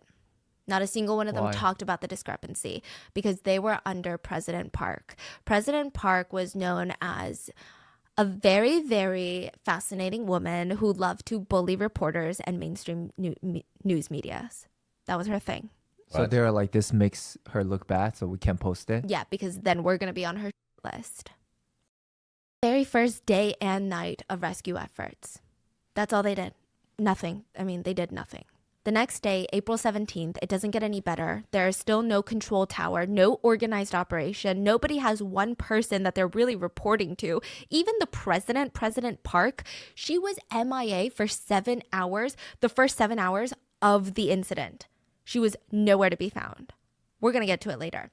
So the president and the prime minister, they visit the area in Chindo Island where the parents are gathered. Apparently, a boatload of politicians, lawmakers, and parents had gone out on a boat to go visit the Coast Guard. And parents were disgusted. I wish I was eloquent. I wish I could describe to you what kind of emotion that must have been. But the parents said they stood there and they watched the Coast Guard point at maps. They watched the politicians in suits go, It was like watching people pretend to do a job. Wow. It was like watching a skit. They felt like they were losing their minds. The Coast Guard is saying things that they know are not true. Like, oh, we worked so hard last I'm night. throwing bricks, oh God. Like, I could not watch some dumbass motherfucker act like he's trying to save my kid. I'm tossing shoes at that bitch's head, bro. We talking about? I'm launching that motherfucker like Tom Brady. I'm hitting his temple. Kobe, boom. To do underwater rescue. They're pointing at random maps, pointing at pictures of inside the Sewol ferry. Parents get out onto the dock of the Coast Guard vessel and they see divers go under the surface of the water, kind of like flap around for 5 minutes and then come back out. They said it's like a sick joke. Like everyone's pretending. Like I imagine I would want to shake someone by their shoulders. Like, hello? Can you wake up? Like there's people. I would drown a fucking reporter, dude. I don't give a I'll drown a politician, dude. You got me fucked up. That's the most disgusting shit in the world. It's like performative action. You're not even trying. You just want to be like, oh look, I flapped around the water. Get the out of here. You want to go in the water? Ah, are you, bro? Out of here. I'm waiting to see what happens with the president and what happens with the captain, dude, because we still have a lot more. Die. The parents decide that they can't trust anyone, so they start their own task forces and have coordinated group chats to relay information in a clean and orderly fashion. They were more informed than the Coast Guard. Wow. One parent actually confronts a government official who tells him, "We were doing rescues all night." The parent gets in his face and says, "Stop lying and manipulating the news and tell me, look me in the eye and tell me you were doing rescues all night." The government official seems shocked and tries to grab his phone and call someone like, we were. The government officials actually seem shocked that the parents have such up-to-date information. I guess they didn't think that the parents would be that coordinated. Like, parents would call them out for every single discrepancy and they were shocked. And every single one of them has the same reaction. They're saying something so confidently. We rescued this many people. Oh, this is what we've been doing. The parent confronts them with their lies. They all grab their phone and call someone. One of the parent literally goes, "Why are you lying to me? We have our parents on a boat out there. I just talked to them. That is a blatant lie." The government official goes, and they were at the Coast Guard boat? Oh, and he grabs his phone. "Oh, yeah, 여보세요." Despicable. Wow. Yeah, despicable. I mean...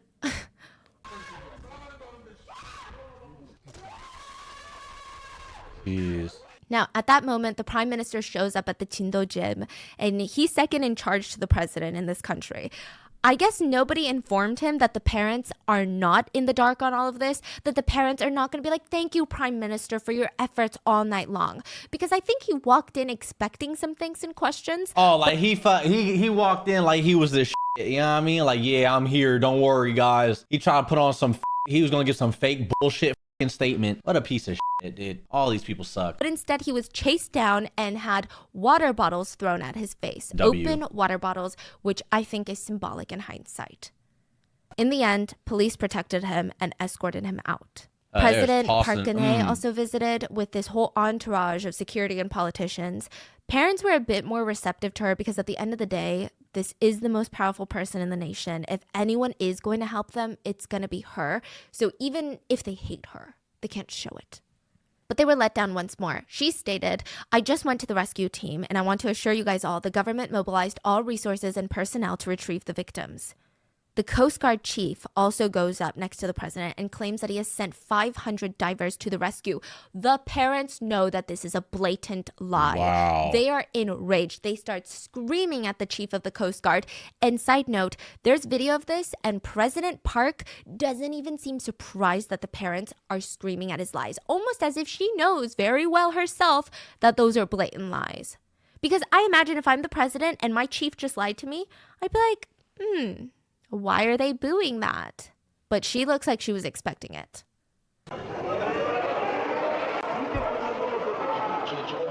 Family said they were straight up stunned at the blatant lies that were being shoved in their face. It was unbelievable. Also, Park Geun-hye starts using this as an opportunity to say that nobody cares about. Like, their kids are still out there. They want rescue teams. And she states, "So what we're going to do with this is this is an opportunity to conduct a thorough investigation on the cause of the accident and severely punish those involved. That's not what anyone is talking about right now. Dude, the kids. That was the whole second day of the rescue. The second most valuable day. That's how it went. The third day, April 18th, a lot of developments took place and none of them were good. The Sewol ferry was now fully submerged. Parents went out and they couldn't see the boat anymore and they cried. Government also let a private company step in for rescue efforts. A company called Undyne started to lead the rescue attempts, but it was more of a recovery attempt. It was like a half rescue, half recovery. So there's still a chance that you can live 72 hours in an air pocket, but it was guesstimated that most of the bodies being retrieved would be dead, so it'd be a recovery attempt. Now, they sucked. Undyne sucked so bad. Damn. I think that this was just like a government contract bid that won. I don't even understand how they were in control of this. Now, the idea from the get-go was the Coast Guard or someone, since the Coast Guard is useless, would inject air into the Sewol ferry. This is going to help with multiple things. It would hopefully improve its buoyancy, and this is very important because if the boat is fully submerged in water, it's going to start sinking, and divers cannot be in there when it's sinking to the bottom. So they need it to somewhat still be near the surface of the water, makes it easier for rescue or recovery. And if there is human life, injecting air could help those air pockets survive longer. That's what Undyne was here to do. The Coast Guard couldn't do it clearly, so Undyne is here. They should have done this first thing when rescue started, but the Coast Guard didn't have the tools. So on the third day, they're like, we're bringing in a private sector. Okay, we're bringing in the private sector. Undyne's going to do this. And Undyne comes in with these massive air compressors. They're old. They're industrial use, not compatible with human life. Meaning if you injected this into a room, you'd probably kill the people in the room. The air is like auto gas air. And they're super old and outdated. I mean, what? But Undyne Marine shows up with these compressors, like with their full chest. They're like, yeah, these are the ones. Like, are you not even ashamed? Not only do they not have the proper equipment, but they also don't have the experience.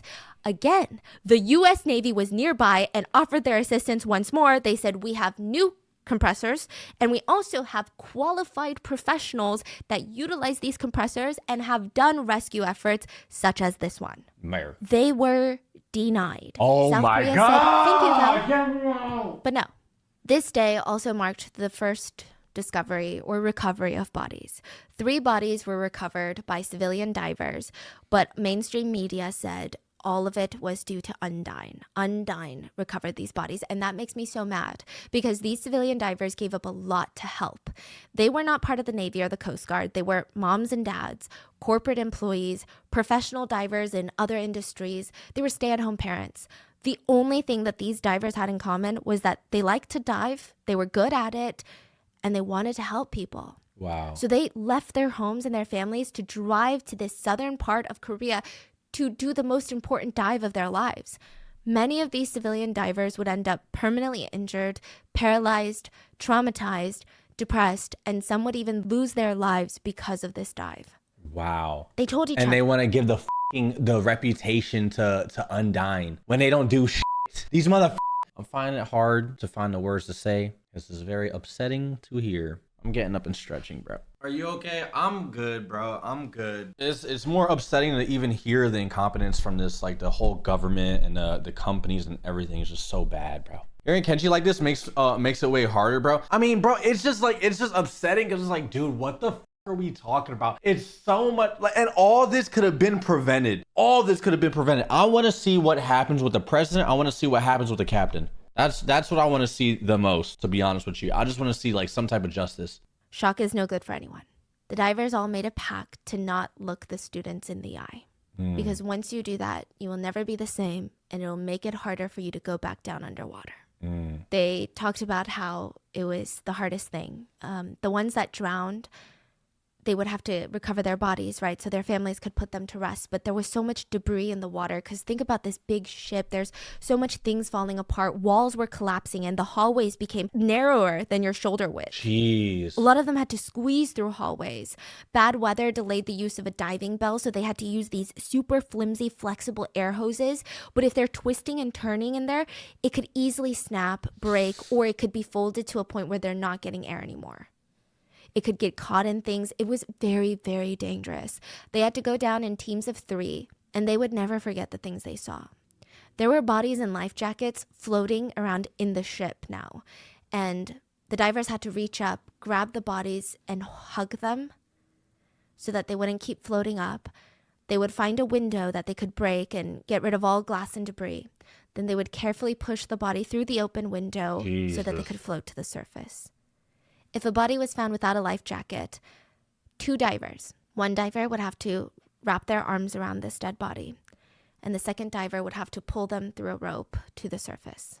The divers said they found many of the students hugging each other, holding each other, or tied together. They said how hard it must have been for those kids.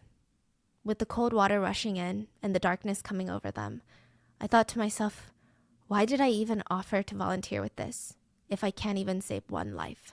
Most of the students had broken fingers. They tried till their very last moment to break the doors or windows to escape, breaking their fingers in the process. After seeing this, a lot of divers would never be the same. Kim Sang-ol, one of the civilian divers, said he was at home when he watched the news, and his diver buddies called him up and was like, you need to get here now. We need to save some kids.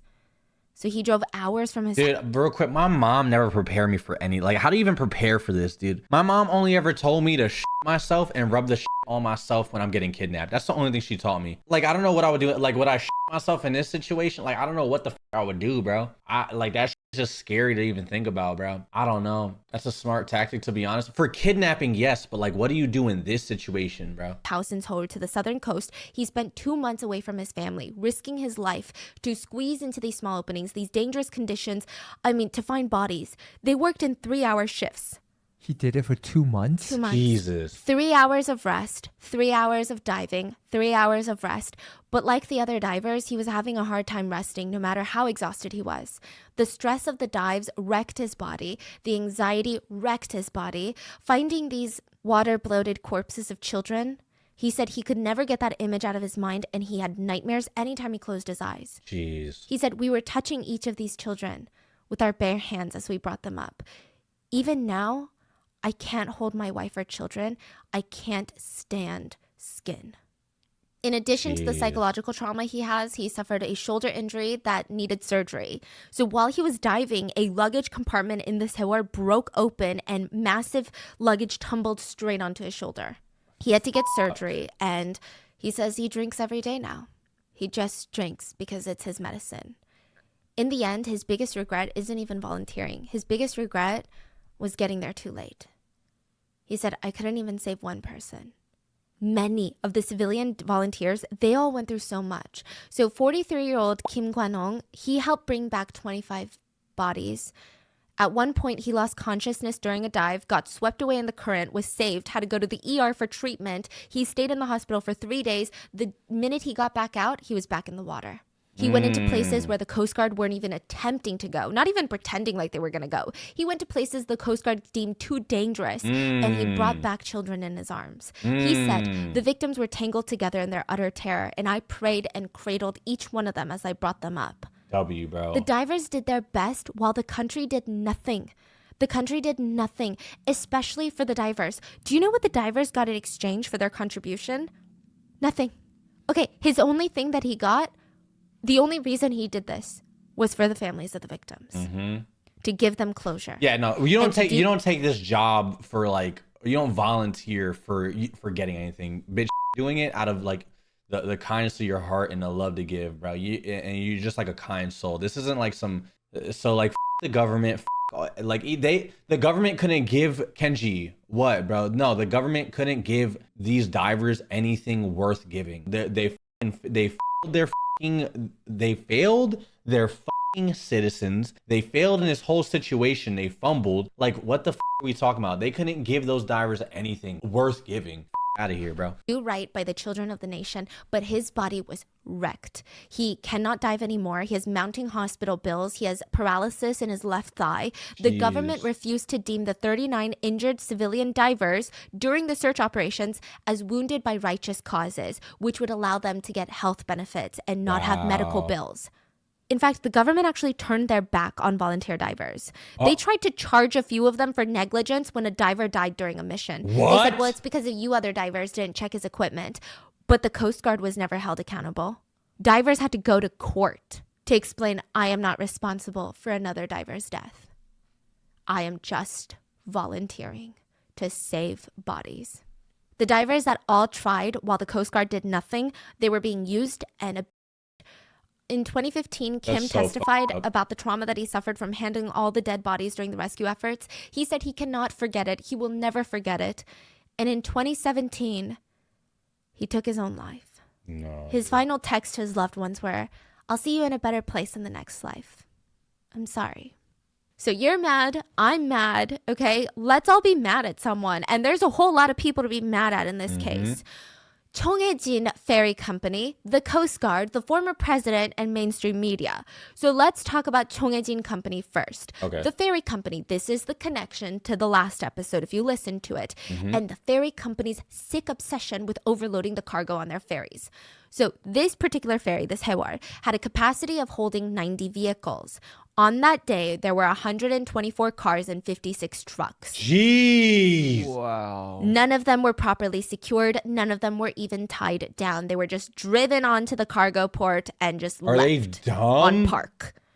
They also took in more cargo than allowed for that size of a boat. Their maximum cargo hold is 987 tons, but they took in 1,157 tons, again, none of which was tied down.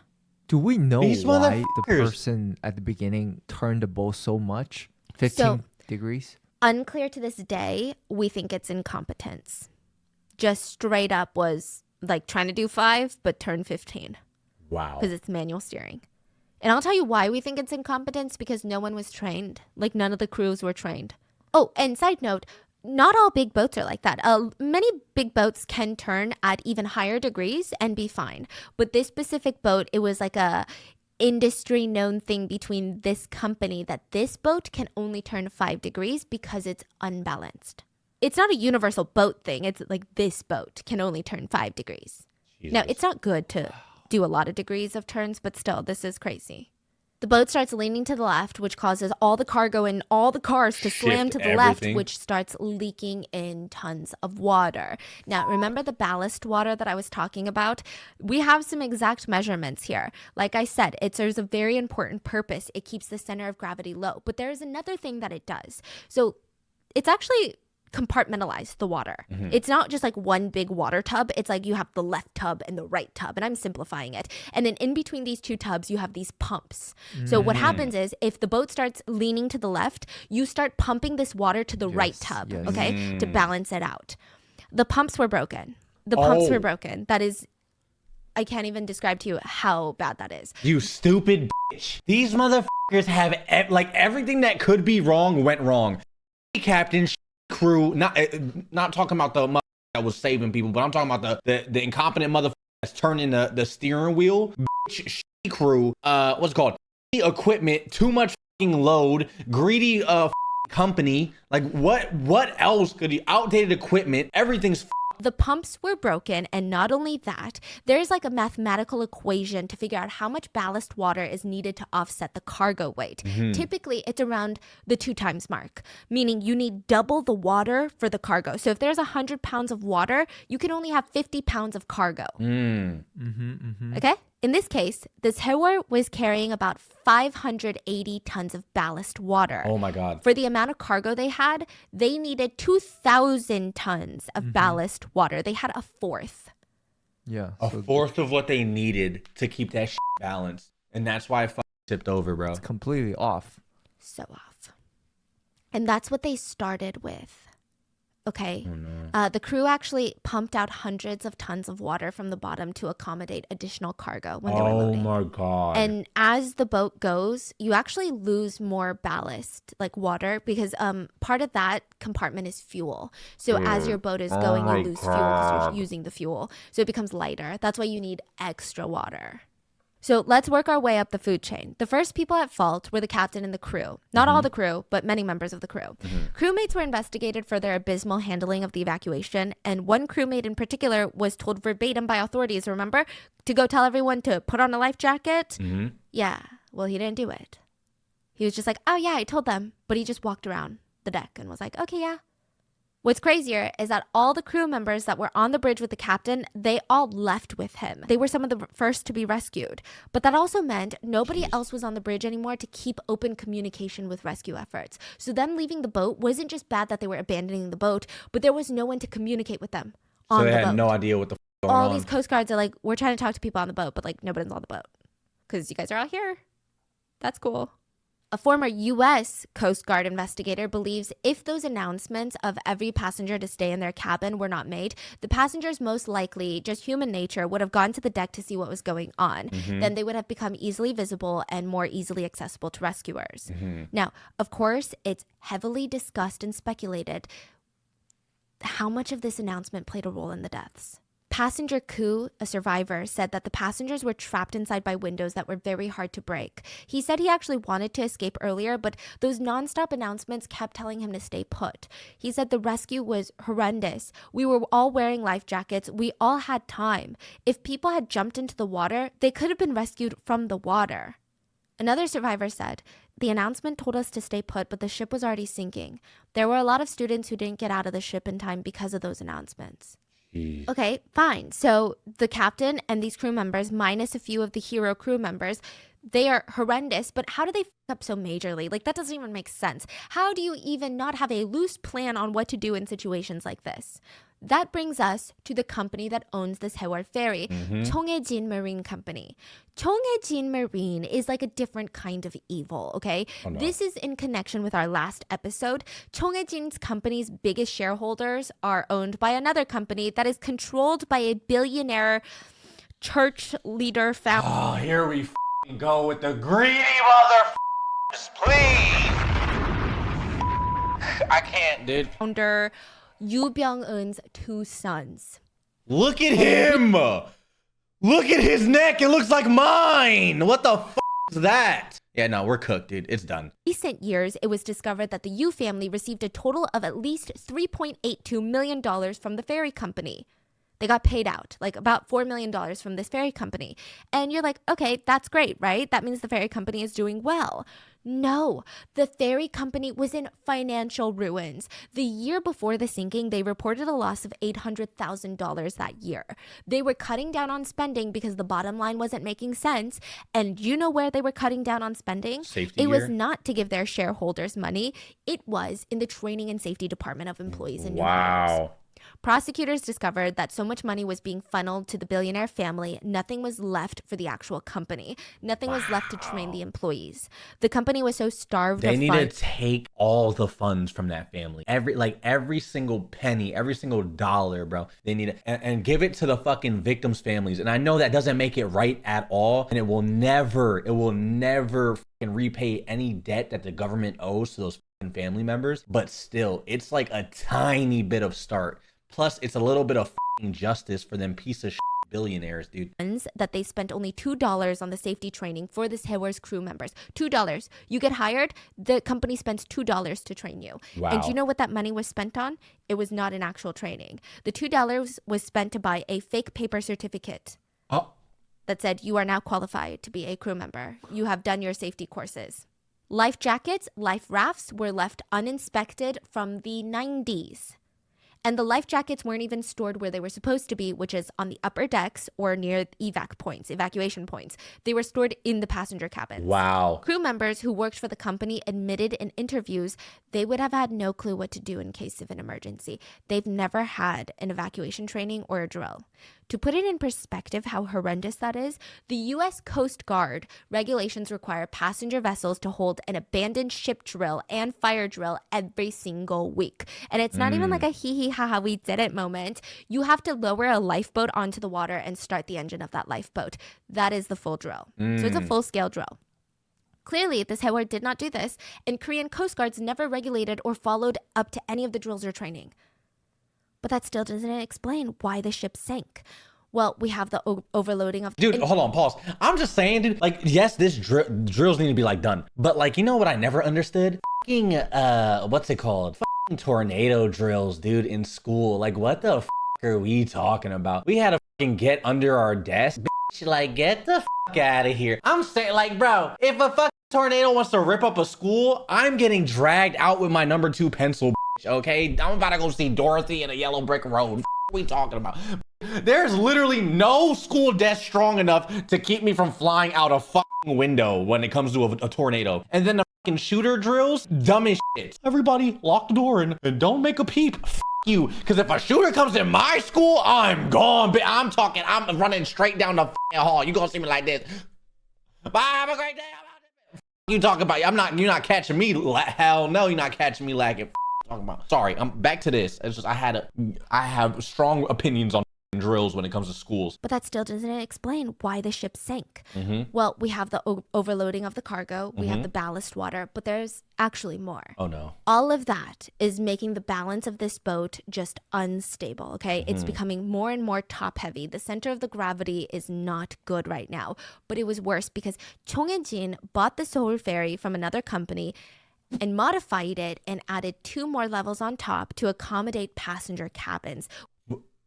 Oh my fucking god, dude. This is just like that one YouTube. We watched another Rotten Mango video about a mall where people were just adding floors to a mall that wasn't in the schematic. These motherfuckers bought a boat, added onto the boat without even thinking about the physics or anything, and then still leaving it unbalanced. Oh my god. Which would bring in more money for them, raising up the center of gravity even more, making it extra top heavy, which you don't want. They also underwent major renovations to create an art gallery. Where you guessed it, they housed Mr. Yoo Byung-eun's art, or should I say Ahe's art, that he would sell to them at inflated prices. Wow. In the boat? In the boat, there was an art gallery. Why Also, more weight was added because they added these marble slabs, thick marble slabs to showcase his work. And the company knew that what they were doing was dangerous. You can't even act like they were ignorant because it was discovered that between 2003 and 2011, Chongjin had 5 crashes prior to the sinking of the Sewol ferry. What? It was even recommended that their license be suspended or revoked, but that never happened. They actually purchased more ferries after 2011. What? They were also asked in 2003 to stop using the Mangol channel because you don't know what you're doing in there. You guys were in an accident in there. But they continued to use it because it shaves off a precious 7 miles on the trip to Jeju, which is 7 miles of fuel that they're saving on.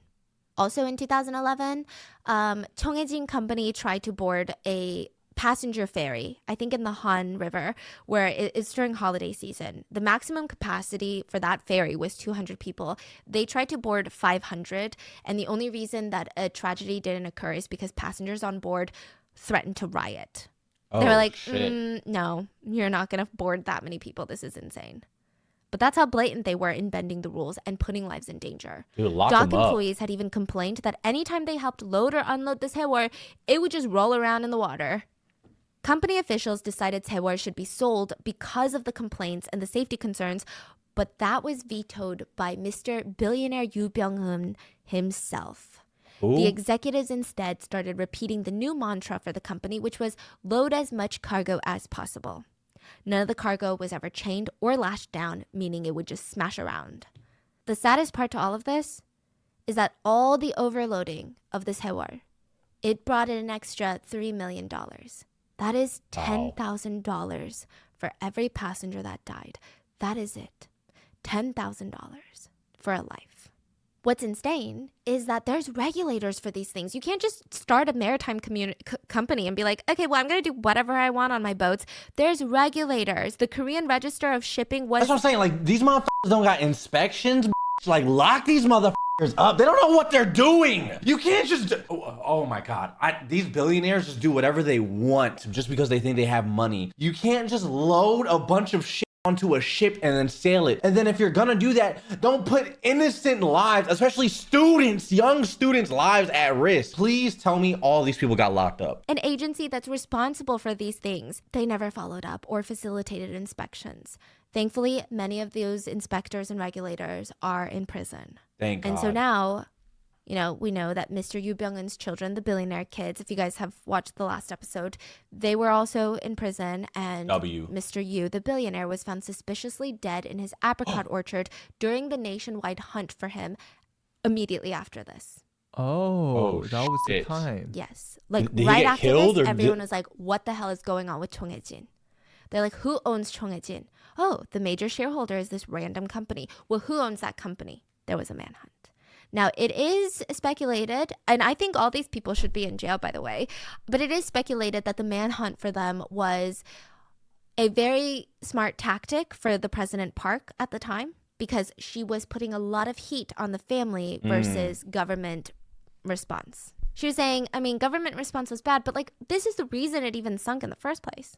Yeah, so the corruption and incompetence does not end there. What about the Coast Guard? I mean, I don't think I need to reiterate how badly they dropped the ball on this, but it was horrendous. Like, they should be ashamed to even wear a uniform. It was a failure on all levels, bro. The president has some fucking nerve to even try to put all the blame on the company. Yes, there's a huge part in it, but bitch, you didn't give a call, motherfucker. The Blue House wasn't doing nothing. Y'all were on standby. The people, I can't. The first rescue vessel, Coast Guard vessel 123, you did they nothing. went to the ferry and they waited 20 minutes before they even rescued the captain. Because they were like, well, we got here, but we don't know what to do. So they just sat around until someone was like, I guess you could send a small boat and try to rescue someone. Do you see anyone? They're like, yeah, we see some people on the deck. They're like, okay. It was also revealed that the Coast Guard not only refused to rescue people essentially, but they made it harder for civilians or other nations to help. So when civilians came and they're like, I'm going to try to rescue people, the Coast Guard was like inspecting their stuff, looking at their stuff. Like, I don't think you shouldn't do that. Where's your license? Do you have a fishing license, or were you out here illegally fishing? I'm trying to save people. I'm trying to do your job. They're like the parking ticket police, and people are dying. Wow. They also were so bad. Eventually, once it was deemed that everyone was dead, the U.S. Navy and a lot of their professional divers were brought in to recover a lot of the bodies that were hard to find. The U.S. Navy took one look at how the Korean Coast Guard was handling things and said, unless you fix this list of insanely abysmal conditions of safety, we are not sending a single American in there. Oh, shit. So the U.S. Navy and professional divers were finally, after like months, asked to come in and rescue some bodies. Not rescue, but recover bodies. And the U.S. said, okay, fine, we'll go take a look. The Navy looks around where the ferry had sank. They have a list of the most egregious safety violations that they'd ever seen. And they're like, we are not sending a single American into the water Was that unless bad? you fix all of this first. And the Korean Coast Guard was like, then I guess we'll just figure it out ourselves. Wow. They just refused to make it safe for anyone to dive. It was bizarre. The U.S. Navy was like, this is bizarre. Just how unprofessional and unsafe, and ultimately how annoying you're making this and impossible for people to even help you. Like, you can't do your job, but now you're making it impossible for me to do your job. Ridiculous. Now, another thing about the Coast Guard, remember the Mokpo Coast Guard where the first helicopter comes and saves someone, right? Mm-hmm. Well, another helicopter comes in to save people, and they don't really ever save people because he's just a helicopter driver. He actually asked the head chief of the Mokpo Coast Guard to like get in his helicopter so that they can save people. And the chief was like, oh, I'm really tired from last night's work, and I feel like the helicopter noise is going to give me a headache. So he just sent one of his officers who just circled around the ferry the whole time. And then once all of this starts getting leaked, you know what a lot of these entities do? They start deleting files, mass deleting files, and the Chindo authorities that were also involved, they actually went as far to delete all their CCTV footage from inside their government office building the day of the incident. So at first, only oh my God, that is the most guilty motherfucking action you can do, bro. Fire everybody, bro. Firing.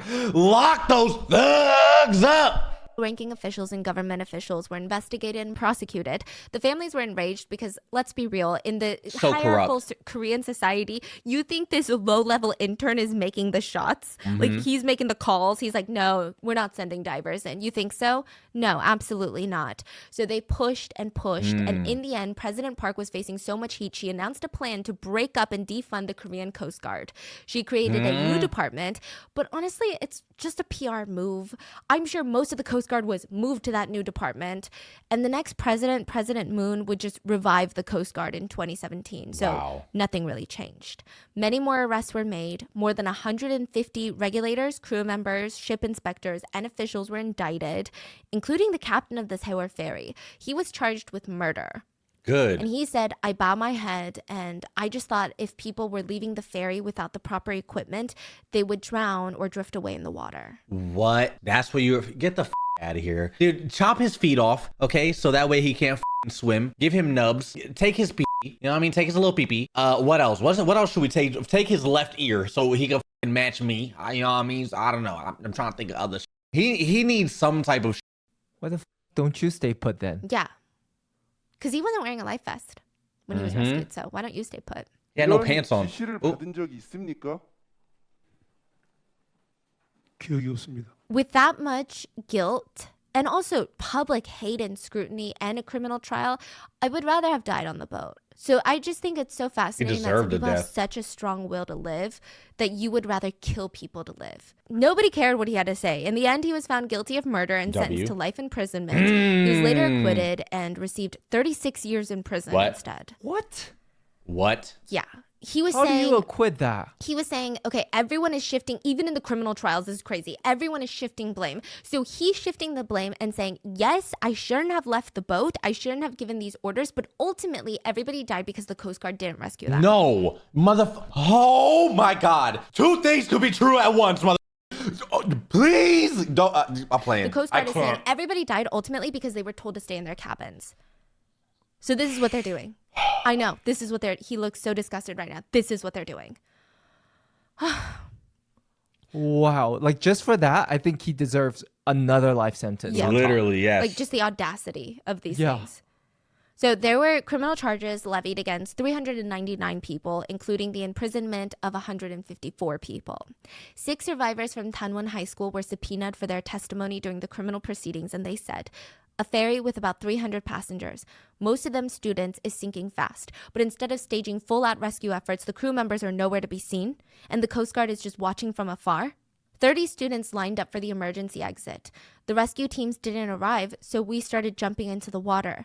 But eventually, the water got too close, and the emergency exit was no longer available to open. Wow. We were waiting to jump. We saw the Coast Guard within arm's reach. They were on the other side of that emergency exit. And we were screaming at them that we're right here, but they just watched.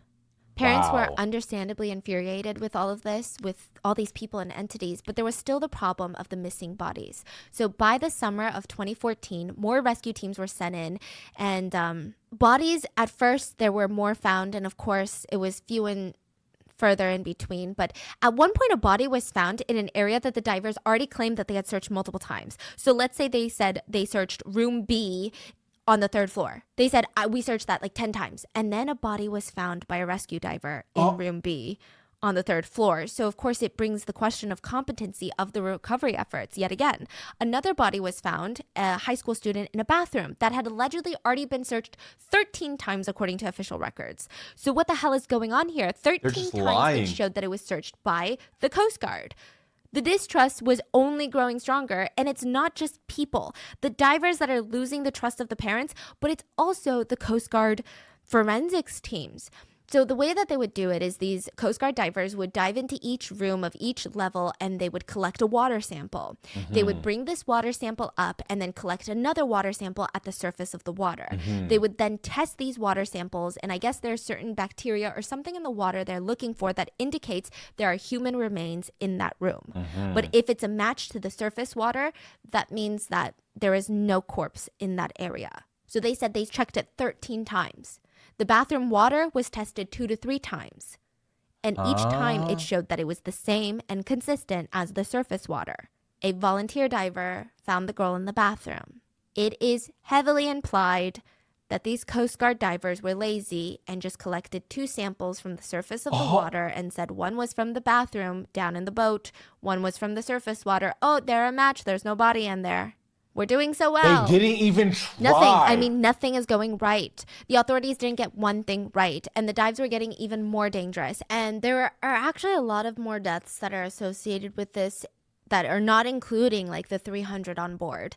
A Navy officer was injured and passed away. An Undine Marine named Mr. Lee passed away during a dive, which I know that we talked badly about Undine, but that's the company, not the employee's problem. He was actually diving when he just lost contact with everyone on surface. So his colleagues went into the water. He was found dead. Yeah, his air supply cords were tangled and he was unconscious without his diving equipment on.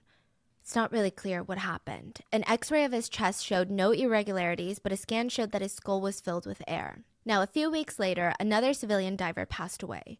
July of 2014, a helicopter from rescue operations crashed, killing all 5 officers on board and injuring a high school student. There was another death linked to the sinking that shocked a lot of people. The vice principal of Tanwon High School, Vice Principal Kang, he was found hanging from a tree near Chindo Island. Shit. So this is the island where all the parents had gathered, and it said that he was the leader of this school trip.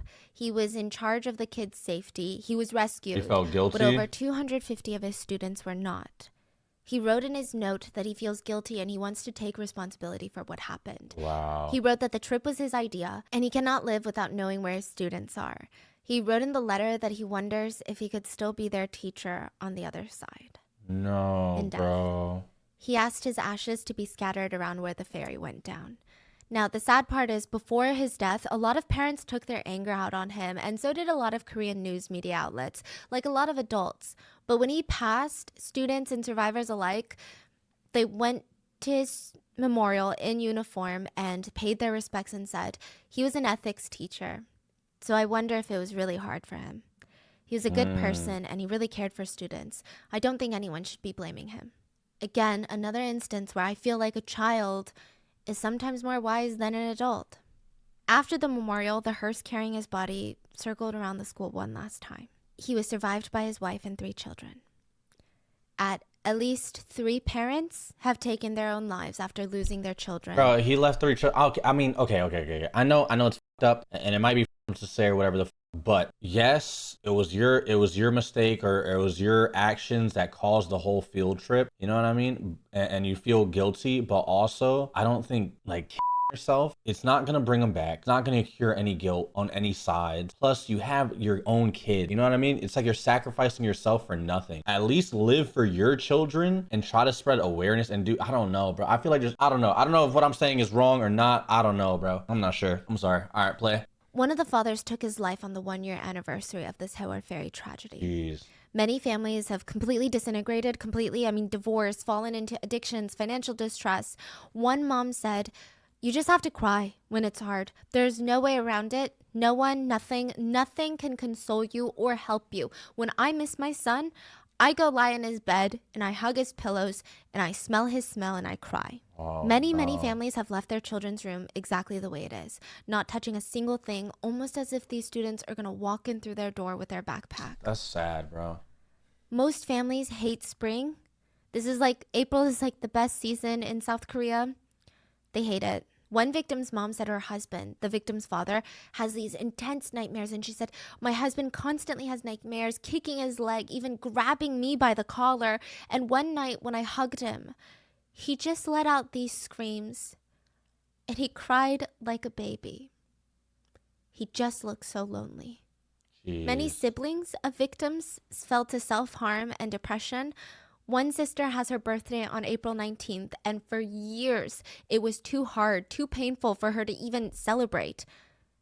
And for the first time, she asked her parents if they would like to join her for dinner for her birthday.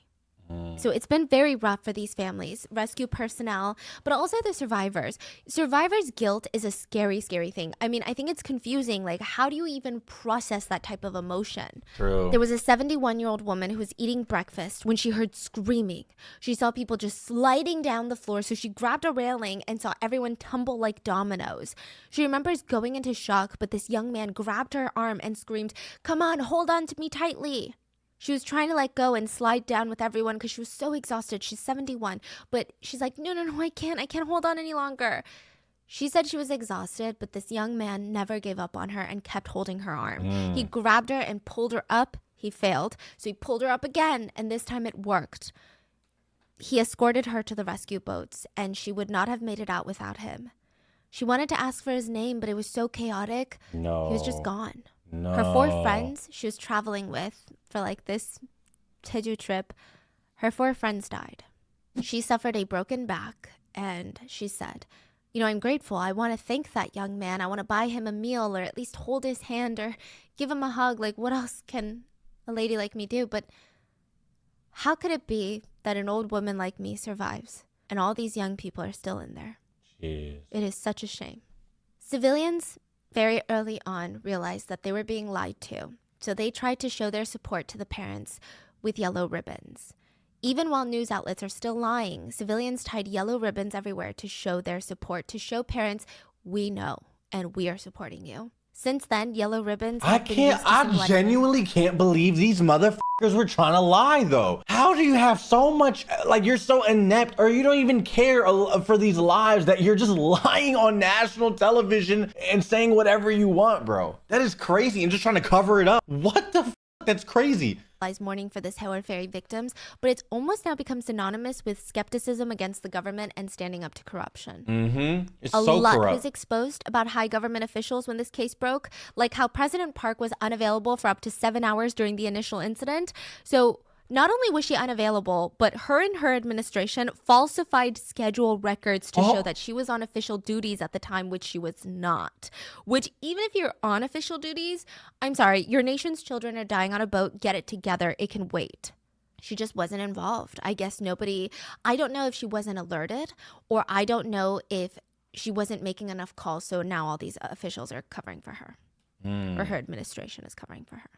Now, President Park's administration was also exposed for bullying and threatening reporters and news networks for reporting on the truth. They even indicted a Japanese reporter who shit on her for handling this tragedy in the way that she did. And Japan slammed South Korean prosecutors, and the chief cabinet secretary of Japan said, freedom of press should be respected, and that indictment was far out of the norms of the accepted wisdom in the international community. So it's clear. The president cares about her appearance domestically and oddly, very much so internationally, and that's it. And when she decided she was sick of people calling her out for her vile, disgusting behavior, she said this about this Sewol tragedy. It's time to overcome the pains and hardship of this Sewol incident and move on to build a new South Korea. We cannot stay trapped in the sadness and frustrations that have gripped us for the past year. At this point, that's like the equivalent, bro. I mean, it's not the equivalent because it's so fucked, but I'm just saying it's like if a bad bitch, right, just cheats on you, butt booty naked, you catch them 4K of her cheeks getting clapped. You know what I mean? Surrounded by 76 dudes, all at the same time, and then like a day later, she's like, "Listen, babe, yeah, I cheated on you, but let's just move past it. Let's just no, bitch. I'm not forgetting about nothing.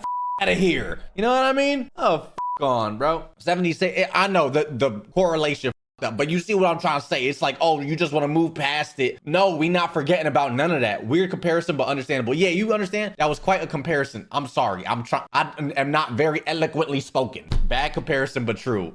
You. It's the best I could do, okay? Bodies were still being recovered. Not everyone has been put to rest yet. She was later impeached for corruption. This is a big part of it. Her ratings dropped drastically after this. And shamanism, oddly, were the reasons that she was impeached. We have a video on it, but anyway, not a great person. In the end, 9 bodies were still missing in the incident, and the parents stood by each other to make sure those victims came home to be laid to rest, which would ultimately lead to the Sewol being salvaged from the bottom of the seafloor, but it took a very long time to get there. The parents requested that the Sewol ferry be salvaged immediately because evidence, the bodies are intact, like, we need to do this, right? There are speculations that the government went out of their way to come up with a million reasons on why this was impossible. Wow. It's theorized that they were scared that the evidence would show incompetence. One big thing that got a lot of people... Buddy, I'm gonna be honest with you. I think we've already seen incompetence. That's what you're scared of? We already seen it. You have done literally nothing to show you are competent. There has been nothing in this whole hour and 47-minute video of you being competent. You're scared of what? Salvage the fucking... I'm about tired of this. Are they serious? Like, it's laughable. Like, I don't know what else to do but laugh. These motherfuckers are terrible, bro. Holy shit. Was that out of 172 survivors, more than half of them were rescued by fishing boats and other civilians. and or commercial boats that had nothing to do with the government. One survivor said, I wonder why the rescuers who first got to the ship didn't do anything about 100 or 200, I think, were trapped inside. They were just picking up the ones at the top. Now, can we talk about the salvaging of the ferry real quick? Go ahead. Okay, this is crazy. Talk 2 to me. months, I think it was like 2 months after the sinking of the ferry, 7 private companies brought in proposals. So this happens a lot with these sometimes natural disasters, sometimes national disasters. These private companies will bring in proposals, and it was 7 maritime companies that said, hey, we have a way to salvage the ferry. This is how we're going to do it. This is option A, this is option B, this is option C, and this is how much we would charge the government to do it. Thank you. That's our proposal. It's almost like a government bid. All these companies are trying to get this deal so that they can salvage the ferry. Now, one company in particular had a very unique plan. The problem with salvaging this ferry was not, oh, let's just lift it up by cranes and then bring it ashore. It's not like that. It's so complicated because you have bodies in there. You have evidence in there. You want to keep these bodies as intact as possible. So there's a lot that you're working with, and it's in the channel, the Mangor channel, so there's a lot. So their plan was to tilt the boat onto its side again. Because right now it was like inverted. Tilt it to its side, crane it onto a floating vessel, and salvage it there. That was like their plan. The government reads this proposal like 2 months after the sinking. Everyone says, when are you going to salvage the boat? They said, we have to do tests. We have to find the perfect solution. You guys, you don't understand because you don't know, but it's so hard. You know, this is in the water. It's very, very sensitive issue. We need to make sure none of the evidence gets lost. We need to make sure the bodies are intact. So it's going to take some time. We need to do a lot of tests. A year later, the government comes out and says, after a year of that, we have amazing news. We have found the best solution.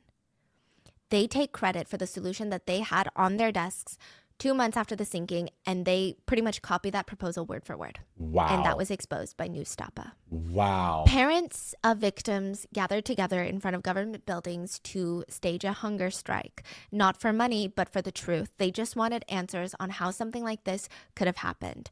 For months. Chat, what's a hunger strike? What's a hunger strike? They just go hungry? Or I'll Google it. Hold on. What is a hunger strike? Hunger strike, a prolonged refusal to eat and carried as a protest by a prisoner. Oh, okay. So they refuse to eat. They stop eating. They don't eat. F that, dude. I'm burning down. How about I burn down all your buildings, strike, bitch? You motherfucker. You ain't going a year after all your corruption. Bitch. What about a revolution strike?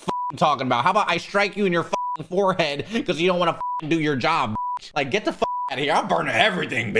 Oh God. Country mourned with them, and there's a moving story about a father who ate nothing but water. How about I starve you, motherfucker? How about that? You want to hunger out of here? I'm starving the government officials, bitch. Oh my God, I'm using my bleep button today. I'm sorry, I played it. Hi YouTube, by the way, if you make it to the end, this is a real tragic story. You know, W Stephanie for bringing this to light. You know what I mean? She also covered some other amazing topics. The channel is linked in the description if you want to watch this. And we also reacted to a few of her other ones that were just correct. Like all her stuff, super well made, super well researched. And I would 10 out of 10 recommend this channel for sure. But for the truth, they just wanted answers on how something like this could have happened.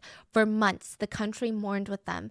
And there's a moving story about a father who ate nothing but water and salt for 46 days. The president still had some supporters, super conservatives, that came out to eat pizza and fried chicken in front of the parents who were wow. I don't know why they... I couldn't like, I'm gonna be honest. I would probably do some heinous crimes if someone ate some fried chicken. It's like, I'm already hangry and it's for a good cause. Like, you gonna eat some fried chicken and pizza. You gonna die that day immediately. I'm killing you.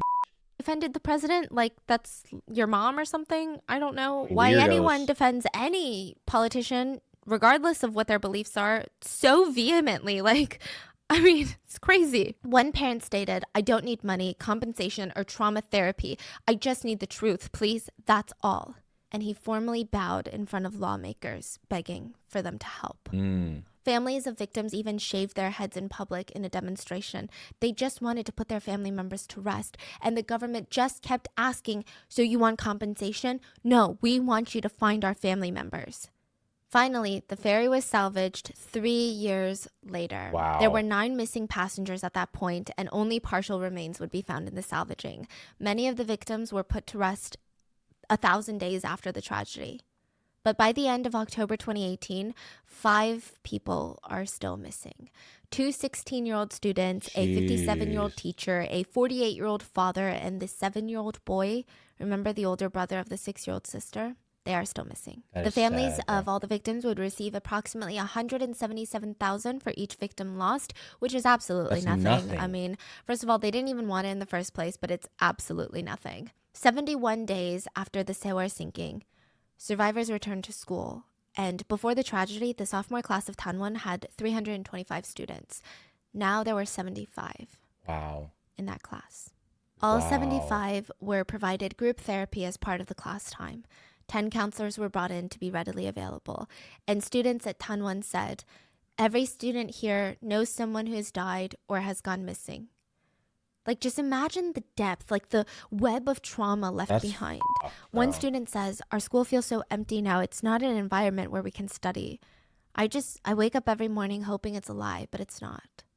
And I will say that when tragedy does strike, Korea is a nation that at least the civilians come together. The government, wow.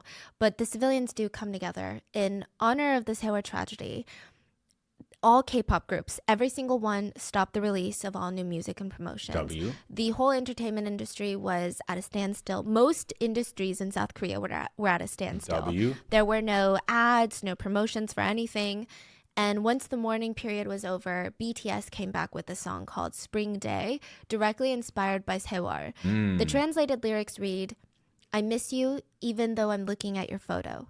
Time is a cruel thing. I want to go to the other side of the earth holding your hand. How long do I have to wait? How about make a song about your corrupt government? Okay, how about that? Let's start there. You want to make some how about we make a song called My Government Sucks and they try to sweep it under the rug? How about that? Okay, they have. Okay, perfect. Huge W then. How many nights? I need a fucking diss track. That's what I need. I need a K-pop diss track on the government. Have to pass to see you, to meet you. Until spring day comes again, until the flowers bloom again. Please stay here a little longer. Another K-pop artist dedicated his concert to a fan that had purchased tickets to be there. No. But she passed on the Sewol ferry. Shin Young-jae of 4Men finished and produced a song called You Whom I Love, and the song was written by one of the teenagers that passed on the Sewol. His name is Lee Da-eun, and he wanted to be an artist one day. He plays the guitar, he writes his own lyrics, and his idol, his role model in life was Shin Young-jae. After the Sewol tragedy, his parents reached out, just not really expecting anything, but he finished the song and performed it in honor of all the victims. The lyrics translated are, to you who has suffered so much, you went through a lot, right? I want to hold you in my arms, and right now I hope you're dreaming sweet dreams. But we're sleepless at night thinking of you. I wish you could relax. But just know that I will always be here with you, right next to you. Wow, bro. Many artists and idols wore yellow ribbons during performances to honor the victims. But I will end the very long video with this. A family member of one of the victims was asked, why do you think this happened? Why do you think the kids weren't saved? And he said, people ask that all the time. Why do you think they failed to protect the children? And I think above all, they just had no desire to protect the children. Golden time, all they did was lie. What are your thoughts on this case?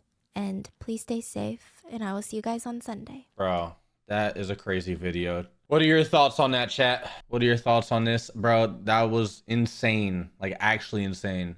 I feel like every time I watch one of her videos, bro, I just keep on learning more and more about like the tragedies of the world. And it's kind of scary, to be honest with you. The fact that there's just like corrupt government, up individuals, greedy billionaires and millionaires, like just some real terrible individuals and terrible shit that goes on, dude. It's kind of fucked.